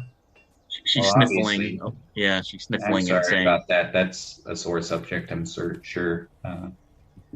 Well, yeah, we were just investigating the barn and found the coroner there that got sent down from Zadash, and he's dead. And the barn was lit on fire while we were all in it, and we followed some footsteps back from the barn towards this general area, and they led us back to you. Are you sure you didn't see anyone? she looks at you and with sad, tearful eyes says, I haven't seen anyone leave this premises all day. I got here this morning. I found out the news about George, and I've been sitting here trying to figure out what to do with this business. But I want to find out who did it. And if you're willing to help, by all means, step inside the house and help me figure it out. Oh, sure. We'll definitely take you up on that. I appreciate it, and we're definitely here to help. We want to make sure that George finds justice. I mean, it's important to us, And Grayson too. She's an orphan now. I really don't want to send her to that orphanage in the city of Zadash. The Shepherd's Respite. They are not good with money, is what I hear. Oh, I learned that the hard way. Yeah, so I suppose we'll go check in. I mean, I know you're grieving and all, but really, someone did just try and kill us, and they came this way. So if you can think of anything while we're checking out the house, I would really appreciate it if you let us know. Anything out of the ordinary that you saw today, just let us know. She's chugging the rest of the bottle to the very bottom. She's at this point, she's kind of weaving back and forth, and she says, "Yes, by all means." I'll kind of start walking around and looking within the shop. Is there anything on like the anvil or in a forge or like anything being like what's the most recent looking project, I guess? The most recent looking project looks to be the construction of a large lock.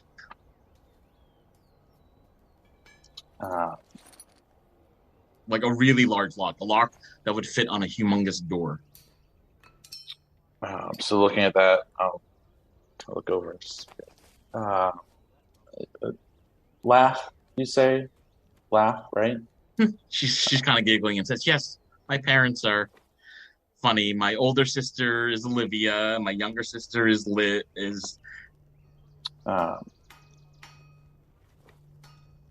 I will still ask about the lock. What is this? Is a very big lock. I know I'm a small being, but I think this is big. Who is this for? She points to the center of the square for him. And all of you kind of look over your shoulder and you see a relatively tall human man in the square wearing a cape. He looks like he's got a priest collar of some kind.